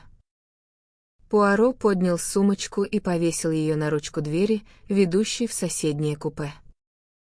«Совершенно верно», — сказал он, — «теперь мне все понятно, засов проходит прямо под ручкой, и сумочка его закрывает». С полки вам не было видно, закрыта дверь или нет. А я вам что говорила? Эта шведка, мисс Сольсон, стояла вот здесь, между вами и дверью. Она подергала засов и сказала вам, что дверь заперта. Совершенно верно. И все же она могла ошибиться, мадам. Вы сейчас поймете, почему, втолковывал ей Пуаро. Засов представляет собой обыкновенный металлический брус, вот он. Если повернуть его вправо, дверь закрывается, влево, открывается. Возможно, она просто толкнула дверь, а так как дверь была закрыта с другой стороны, она и предположила, что дверь закрыта с вашей стороны. Ну что ж, и очень глупо. Мадам, добрые и услужливые люди далеко не всегда самые умные. Что правда, то правда. Кстати, мадам, вы ехали в Смирну этим же путем? Нет, я доехала на пароходе до Стамбула. Там меня встретил друг моей дочери мистер Джонсон, прелестнейший человек, вам обязательно надо с ним познакомиться, он показал мне Стамбул. Город меня разочаровал, сплошные развалины. И всюду эти мечети, а в них заставляют надевать шлепанцы. Да, на чем, Биш, я остановилась.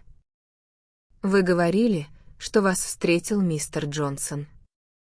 Да, он посадил меня на французское торговое судно, оно шло в Смирну, а там прямо на пристани меня уже ждал зять.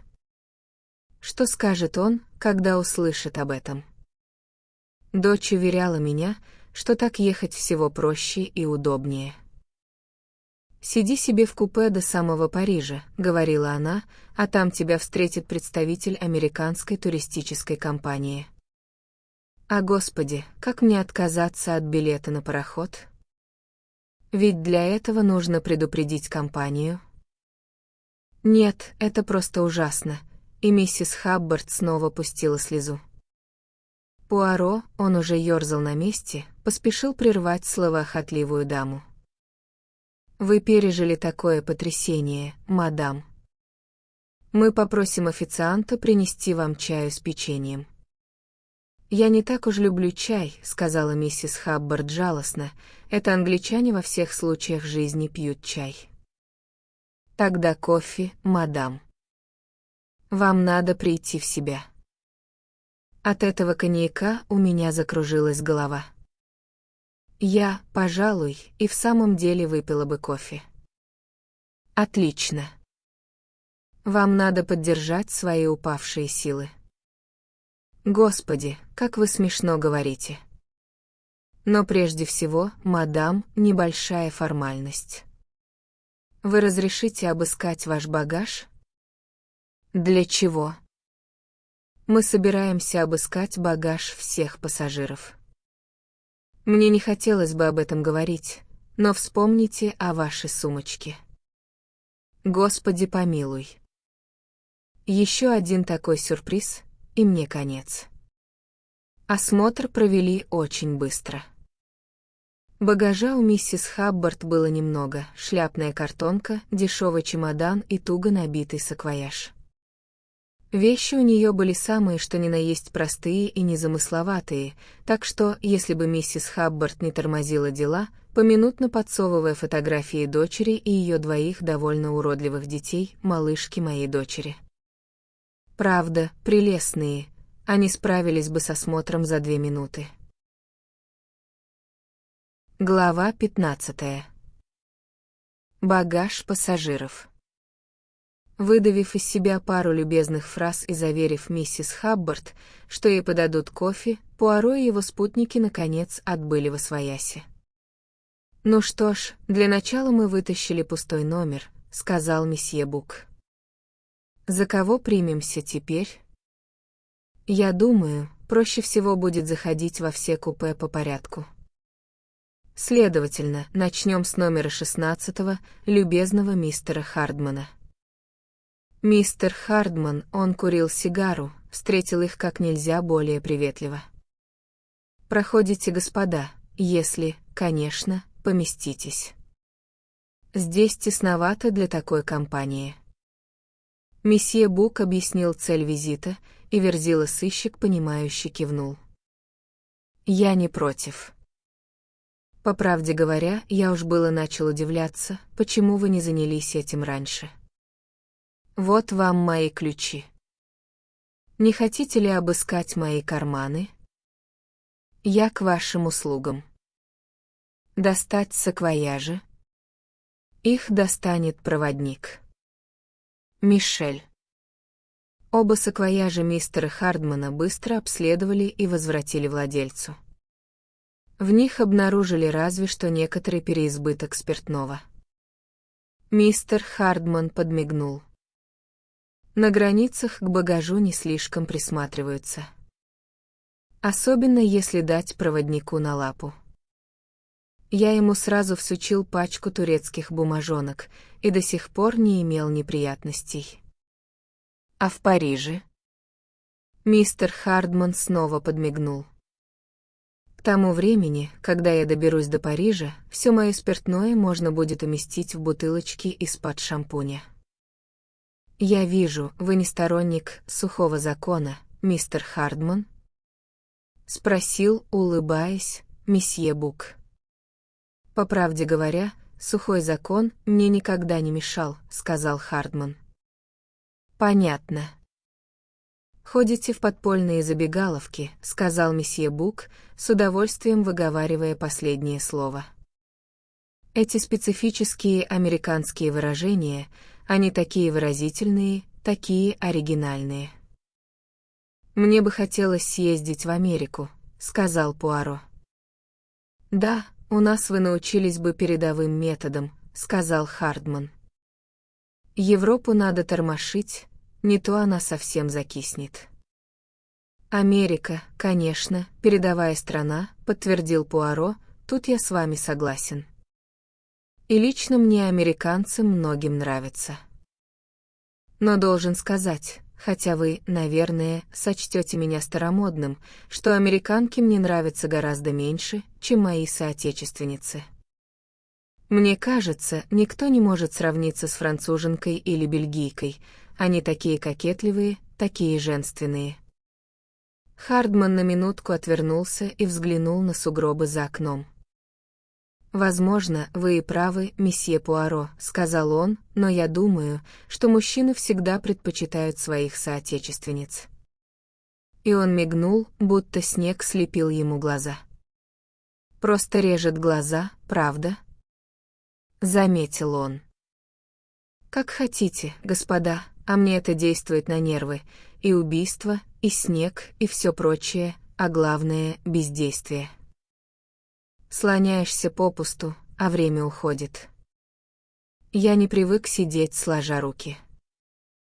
«Вы энергичны, как и подобает американцу», — улыбнулся Пуаро.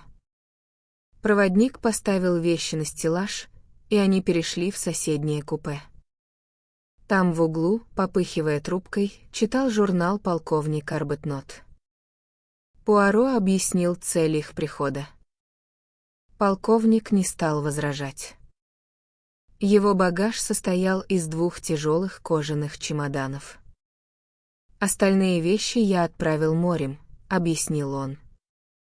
Как большинство военных, полковник умел паковать вещи, поэтому осмотр багажа занял всего несколько минут. Пуаро заметил пакетик с ёршиками для трубок. «Вы всегда употребляете такие ёршики?» — спросил он. «Почти всегда. Если удается их достать».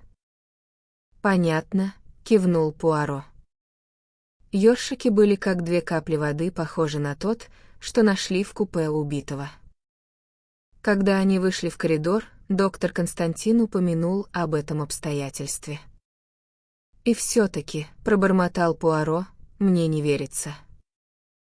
Не тот у него характер, а если мы это признаем, значит, мы должны признать, что он не может быть убийцей. Дверь следующего купе была закрыта.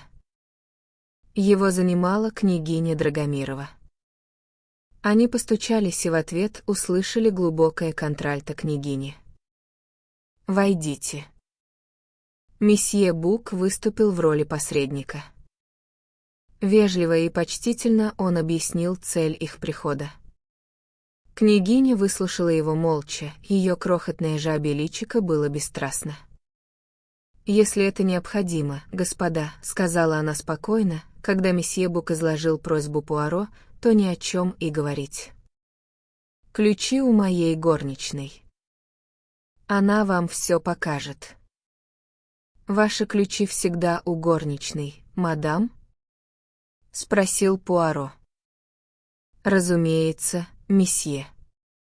А если ночью на границе таможенники потребуют открыть один из чемоданов?» Старуха пожала плечами. «Это вряд ли вероятно, но в таком случае проводник приведет мою горничную». «Значит, вы ей абсолютно доверяете, мадам?» «Я уже говорила вам об этом», — спокойно сказала княгиня. «Я не держу у себя людей, которым не доверяю». «Да», — сказал Пуаро задумчиво, — «в наши дни преданность не так уж часто встречается. Так что, пожалуй, лучше держать неказистую служанку, которой можно доверять, чем более шикарную горничную, элегантную парижанку, к примеру». Темные проницательные глаза княгини медленно поднялись на него. «На что вы намекаете, месье Пуаро?» «Я, мадам?» «Ни на что». «Да нет же. Вы считаете, не так ли, что моими туалетами должна была бы заниматься элегантная француженка? Это было бы, пожалуй, более естественно, мадам». Княгиня покачала головой. «Шмидт мне предана». Последнее слово она особо подчеркнула. А преданность бесценна. Прибыла горничная с ключами. Княгиня по-немецки велела ей распаковать чемоданы и помочь их осмотреть. Сама же вышла в коридор и стала смотреть в окно на снег. Пуаро вышел вместе с княгиней, предоставив месье Буку обыскать багаж. Княгиня с грустной улыбкой поглядела на Пуаро. «А вас, месье, не интересует, что у меня в чемоданах?» Пуаро покачал головой. «Это чистая формальность, мадам. Вы в этом уверены?» «В вашем случае, да. А ведь я знала и любила Соню Армстронг. Что вы об этом думаете? Что я не стану пачкать рук убийством такого негодяя, как Кассетти? Может быть, вы и правы». Минуту-две она молчала. Потом сказала: «А знаете, как бы я поступила с таким человеком, будь на то моя воля? Я бы позвала моих слуг и приказала: засеките его до смерти и выкиньте на свалку. Так поступали в дни моей юности, месье». Пуаро и на это ничего не ответил. «Вы молчите, месье Пуаро. Интересно знать, что вы думаете?» С неожиданной горячностью сказала княгиня. Пуаро посмотрел ей в глаза. «Я думаю, мадам, что у вас сильная воля, чего никак не скажешь о ваших руках». Она поглядела на свои тонкие, обтянутые черным шелком, унизанные кольцами пальцы, напоминающие когти. «Это правда, руки у меня очень слабые. И я не знаю, радоваться этому или огорчаться». И, резко повернувшись, ушла в купе, где ее горничная деловито запаковывала чемоданы. Извинения месье Бука княгиня оборвала на полуслове. «Нет никакой необходимости извиняться, месье», — сказала она. «Произошло убийство. Следовательно, эти меры необходимы. Только и всего. Вы очень любезны, мадам». Они откланялись, княгиня в ответ слегка кивнула. Двери двух следующих купе были закрыты. Месье Бук остановился и почесал в затылке. «Вот чёрт, это грозит неприятностями. У них дипломатические паспорта, их багаж досмотру не подлежит. Таможенному досмотру нет, но когда речь идет об убийстве. Знаю. И тем не менее я бы хотел избежать международных осложнений. Не огорчайтесь, друг мой. Граф и графиня разумные люди и все поймут. Видели, как была любезна княгиня Драгомирова? Она настоящая аристократка. И хотя эти двое, люди того же круга, граф показался мне человеком не слишком покладистым. Он был очень недоволен, когда вы настояли на своем и допросили его жену. А обыск разозлит его еще больше. Давайте обойдемся без них. Ведь в конце концов, какое они могут иметь отношение к этому делу? Зачем мне навлекать на себя ненужные неприятности? «Не могу с вами согласиться», — сказал Пуаро. «Я уверен, что граф Андрени поступит разумно. Во всяком случае, давайте хотя бы попытаемся». И прежде чем месье Бук успел возразить, Пуаро громко постучал в дверь 13-го купе. Изнутри крикнули: «Войдите». Граф сидел около двери и читал газету. Графиня свернулась клубочком в углу напротив.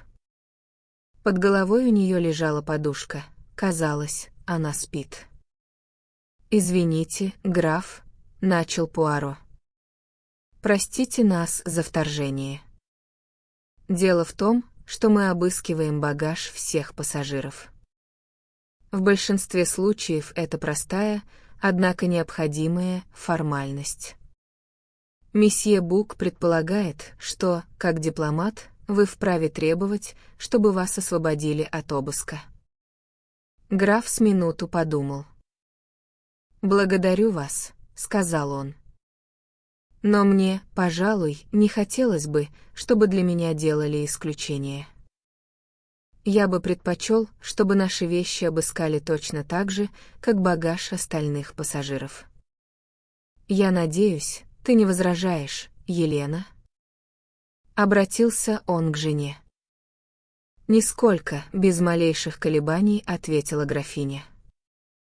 Осмотр произвели быстро и довольно поверхностно. Пуаро, видно, конфузился, он то и дело отпускал не имеющие отношения к делу замечания. Так, например, поднимая синий софьяновый чемодан с вытесненными на нем короной и инициалами графини, он сказал: «На вашем чемодане отсырела наклейка, мадам». Графиня ничего не ответила. Во время обыска она сидела, свернувшись клубочком, в углу и со скучающим видом смотрела в окно. Заканчивая обыск, Пуаро открыл шкафчик над умывальником и окинул беглым взглядом его содержимое: губку, крем, пудру и бутылочку с надписью «Трианал». После взаимного обмена любезностями сыскная партия удалилась. За купе венгров шли купе миссис Хаббард, купе убитого и купе Пуаро, поэтому они перешли к купе второго класса. Первое купе, место 10 и 11 занимали Мэри де Бенхэм. Когда они вошли, она читала книгу, и Грета Ольсон, она крепко спала, но от стука двери вздрогнула и проснулась. Пуаро, привычно извинившись, сообщил дамам о том, что у них будет произведен обыск. Шведка всполошилась, Мэри де Бенхэм осталась безучастной. Пуаро обратился к шведке. «С вашего разрешения, мадмуазель, прежде всего займемся вашим багажом, после чего я бы попросил вас осведомиться, как чувствует себя наша миссис Хаббард. Мы перевели ее в соседний вагон, но она никак не может оправиться после своей находки. Я велел отнести ей кофе, но мне кажется, что она из тех людей, которым прежде всего нужен собеседник». Добрая шведка тотчас же преисполнилась сочувствия. «Да, да, она сразу пойдет к американке». Конечно, такое ужасное потрясение, а ведь бедная дама и без того расстроенная поездкой и разлукой с дочерью. Ну, конечно же, она немедленно отправится туда. Ее чемодан не заперт, и она обязательно возьмет с собой нашатырный спирт. Шведка опрометью кинулась в коридор. Осмотр ее пожитков занял мало времени. Они были до крайности убоги. Она, видно, еще не обнаружила пропажу проволочных сеток из шляпной коробки. Мисс де Бенхэм отложила книгу и стала наблюдать за Пуаро. Она беспрекословно отдала ему ключи от чемодана, а когда чемодан был открыт, спросила: «Почему вы отослали ее, месье Пуаро?» «Отослал. Чтобы она поухаживала за американкой, для чего же еще?» «Отличный предлог, но тем не менее только предлог». «Я вас не понимаю, мадмуазель». «Я думаю, вы прекрасно меня понимаете», — улыбнулась она. «Вы хотели поговорить со мной наедине». «Правда». «Я ничего подобного не говорил, мадмуазель». «И не думали». «Да нет, вы об этом думали, верно?» «Мадмуазель, у нас есть пословица. Кто оправдывается, тот себя обличает. Вы это хотели сказать?» Признайте, что я не обделена здравым смыслом и наблюдательностью. Вы почему-то решили, будто мне что-то известно об этом грязном деле, убийстве человека, которого я никогда в жизни не видела. Чистейшая фантазия, мадмуазель. Нет, вовсе не фантазия. И мне кажется, мы тратим время попусту, скрываем правду, кружимся вокруг да около, вместо того, чтобы прямо и откровенно перейти к делу. А вы не любите тратить время попусту? Вы любите хватать быка за рога? Вам нравится откровенность и прямота? Что ж, буду действовать с излюбленными вами прямотой и откровенностью и спрошу, что означают некоторые фразы, которые я случайно подслушал по пути из Сирии. В Конии я вышел из вагона, как говорят англичане, порастянуть ноги. Было тихо, я услышал голоса вашей полковника. Вы говорили ему, сейчас не время. Когда все будет кончено, и это будет позади. Что означали ваши слова, мадмуазель? Вы думаете, я имела в виду убийство? Спокойно спросила она. Здесь вопросы задаю я, мадмуазель. Она вздохнула и задумалась. В этих словах был свой смысл, месье, сказала она через минуту, словно очнувшись от сна, но какой, этого я вам сказать не могу. Могу только дать честное слово, что я и в глаза не видела Ричетта, пока не села в поезд. Так.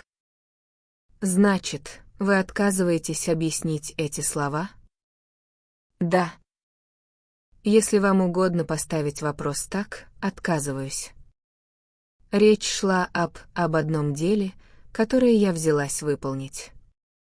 И вы его выполнили. Что вы хотите сказать? Вы его выполнили, верно? Какие основания у вас так думать? Послушайте меня, мадмуазель.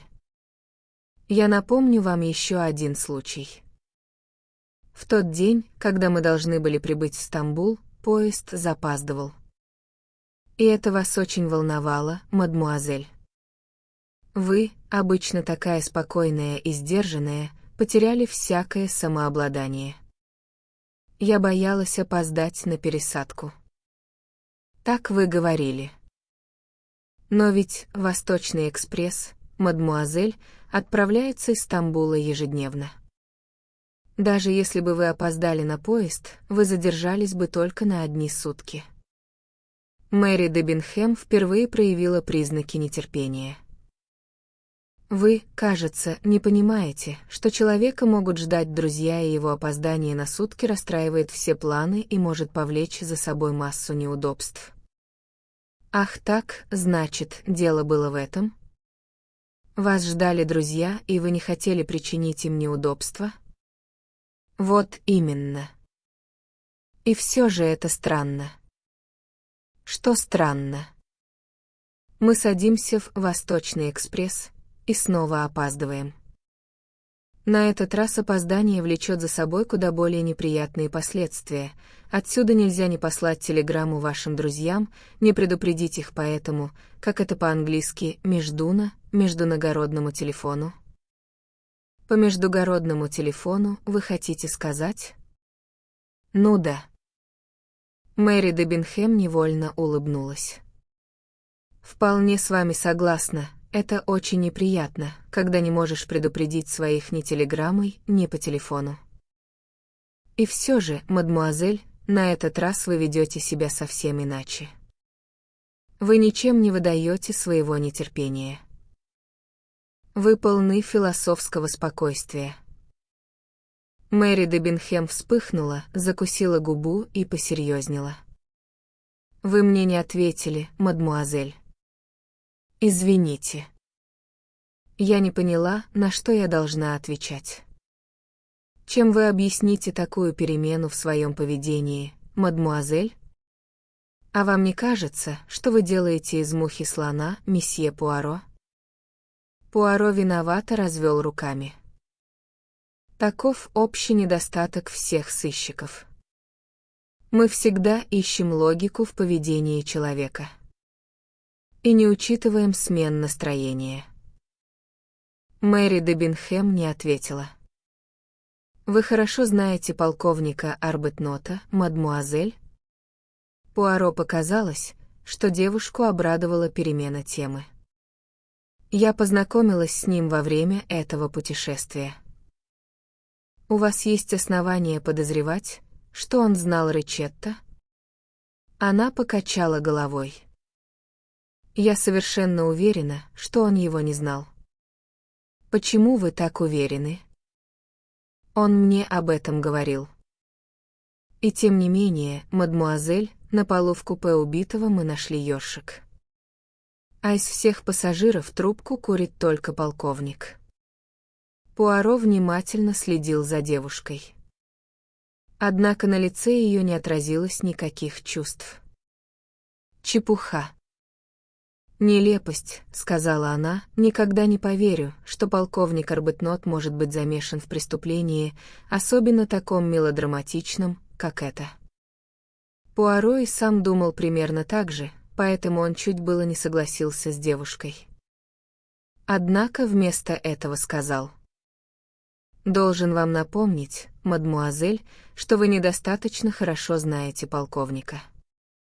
Она пожала плечами. «Мне хорошо знакомы люди этого склада. Вы по-прежнему отказываетесь объяснить мне значение слов, когда это будет позади?» Спросил Пуаро подчеркнуто вежливо. «Мне больше нечего вам сказать», — холодно ответила она. «Это не имеет значения», — сказал Пуаро, — «я сам все узнаю». Он отвесил поклон и вышел из купе, закрыв за собой дверь.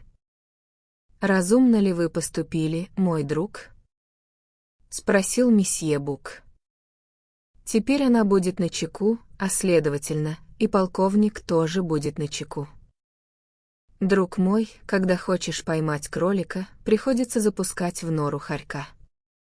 И если кролик в норе, он выбежит. Так я и сделал». Они вошли в купе Хильдегарды Шмидт. Горничная стояла в дверях, она встретила посетителей почтительно и совершенно спокойно. Пуаро быстро осмотрел содержимое чемоданчика. Затем жестом приказал проводнику достать с полки большой сундук. «Ключи у вас?» — спросил он горничную. «Сундук открыт, господин». Пуаро расстегнул ремни и поднял крышку. «Ага», — сказал он, обернувшись к месье Буку. «Вы помните, что я вам говорил? Взгляните-ка сюда». На самом верху сундука лежала небрежно свернутая коричневая форма проводника спальных вагонов. Флегматичная немка всполошилась. «Ой!» — закричала она. «Это не мое. Я ничего подобного сюда не клала.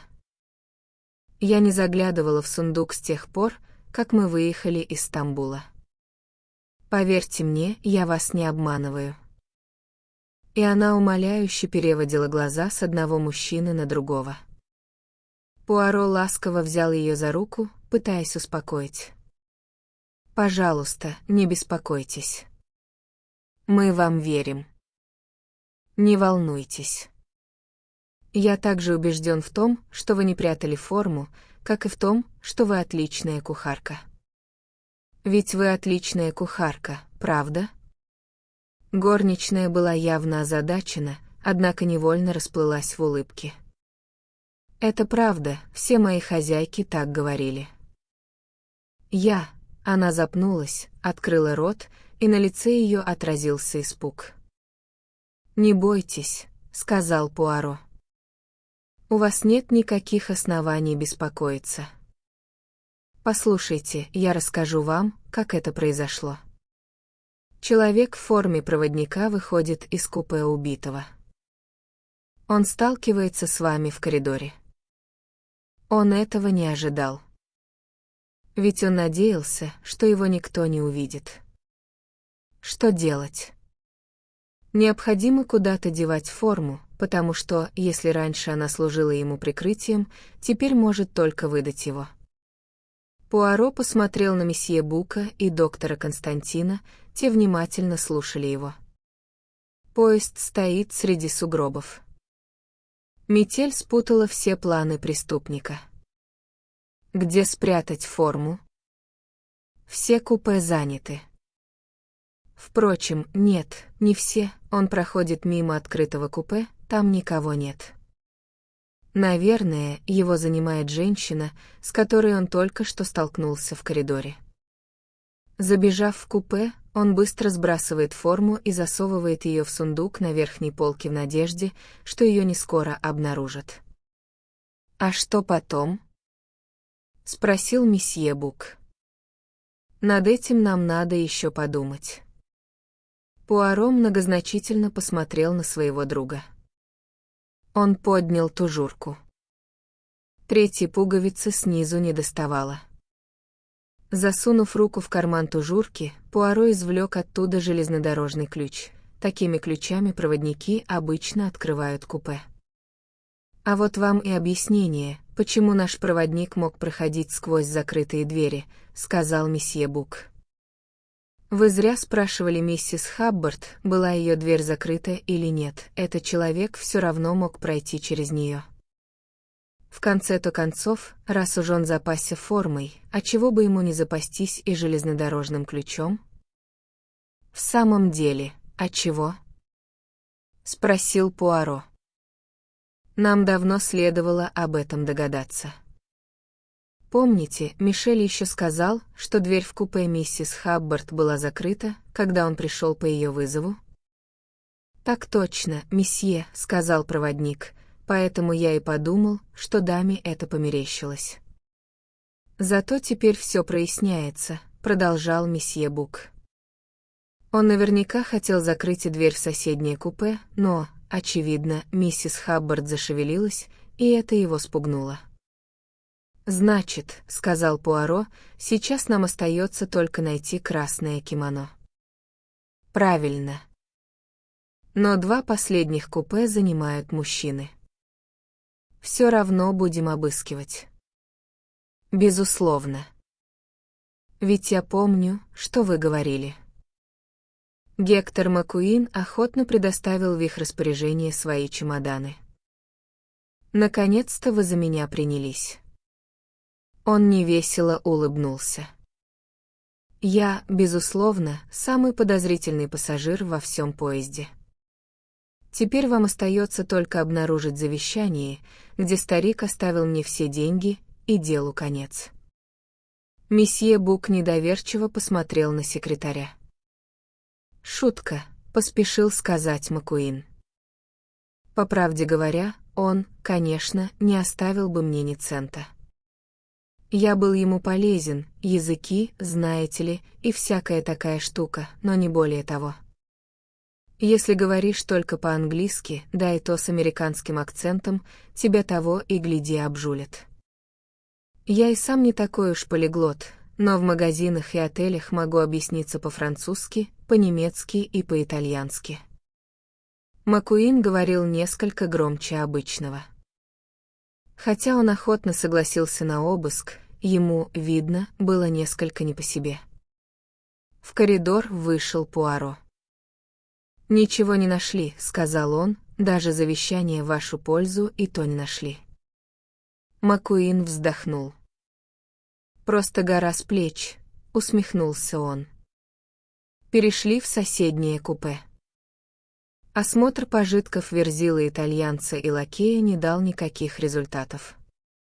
Мужчины остановились в конце коридора и переглянулись. «Что же дальше?» — спросил месье Бук. «Вернемся в вагон-ресторан», — сказал Пуаро. «Мы узнали все, что можно. Выслушали показания пассажиров, осмотрели багаж, сами кое-что увидели. Теперь нам остается только хорошенько подумать». Пуаро полез в карман за портсигаром. Портсигар был пуст. «Я присоединюсь к вам через минуту», — сказал он. «Мне понадобятся сигареты». Дело это очень путанное и необычное. Кто был одет в красное кимоно? Где оно сейчас, хотел бы я знать. Есть в этом деле какая-то зацепка, какая-то деталь, которая ускользает от меня.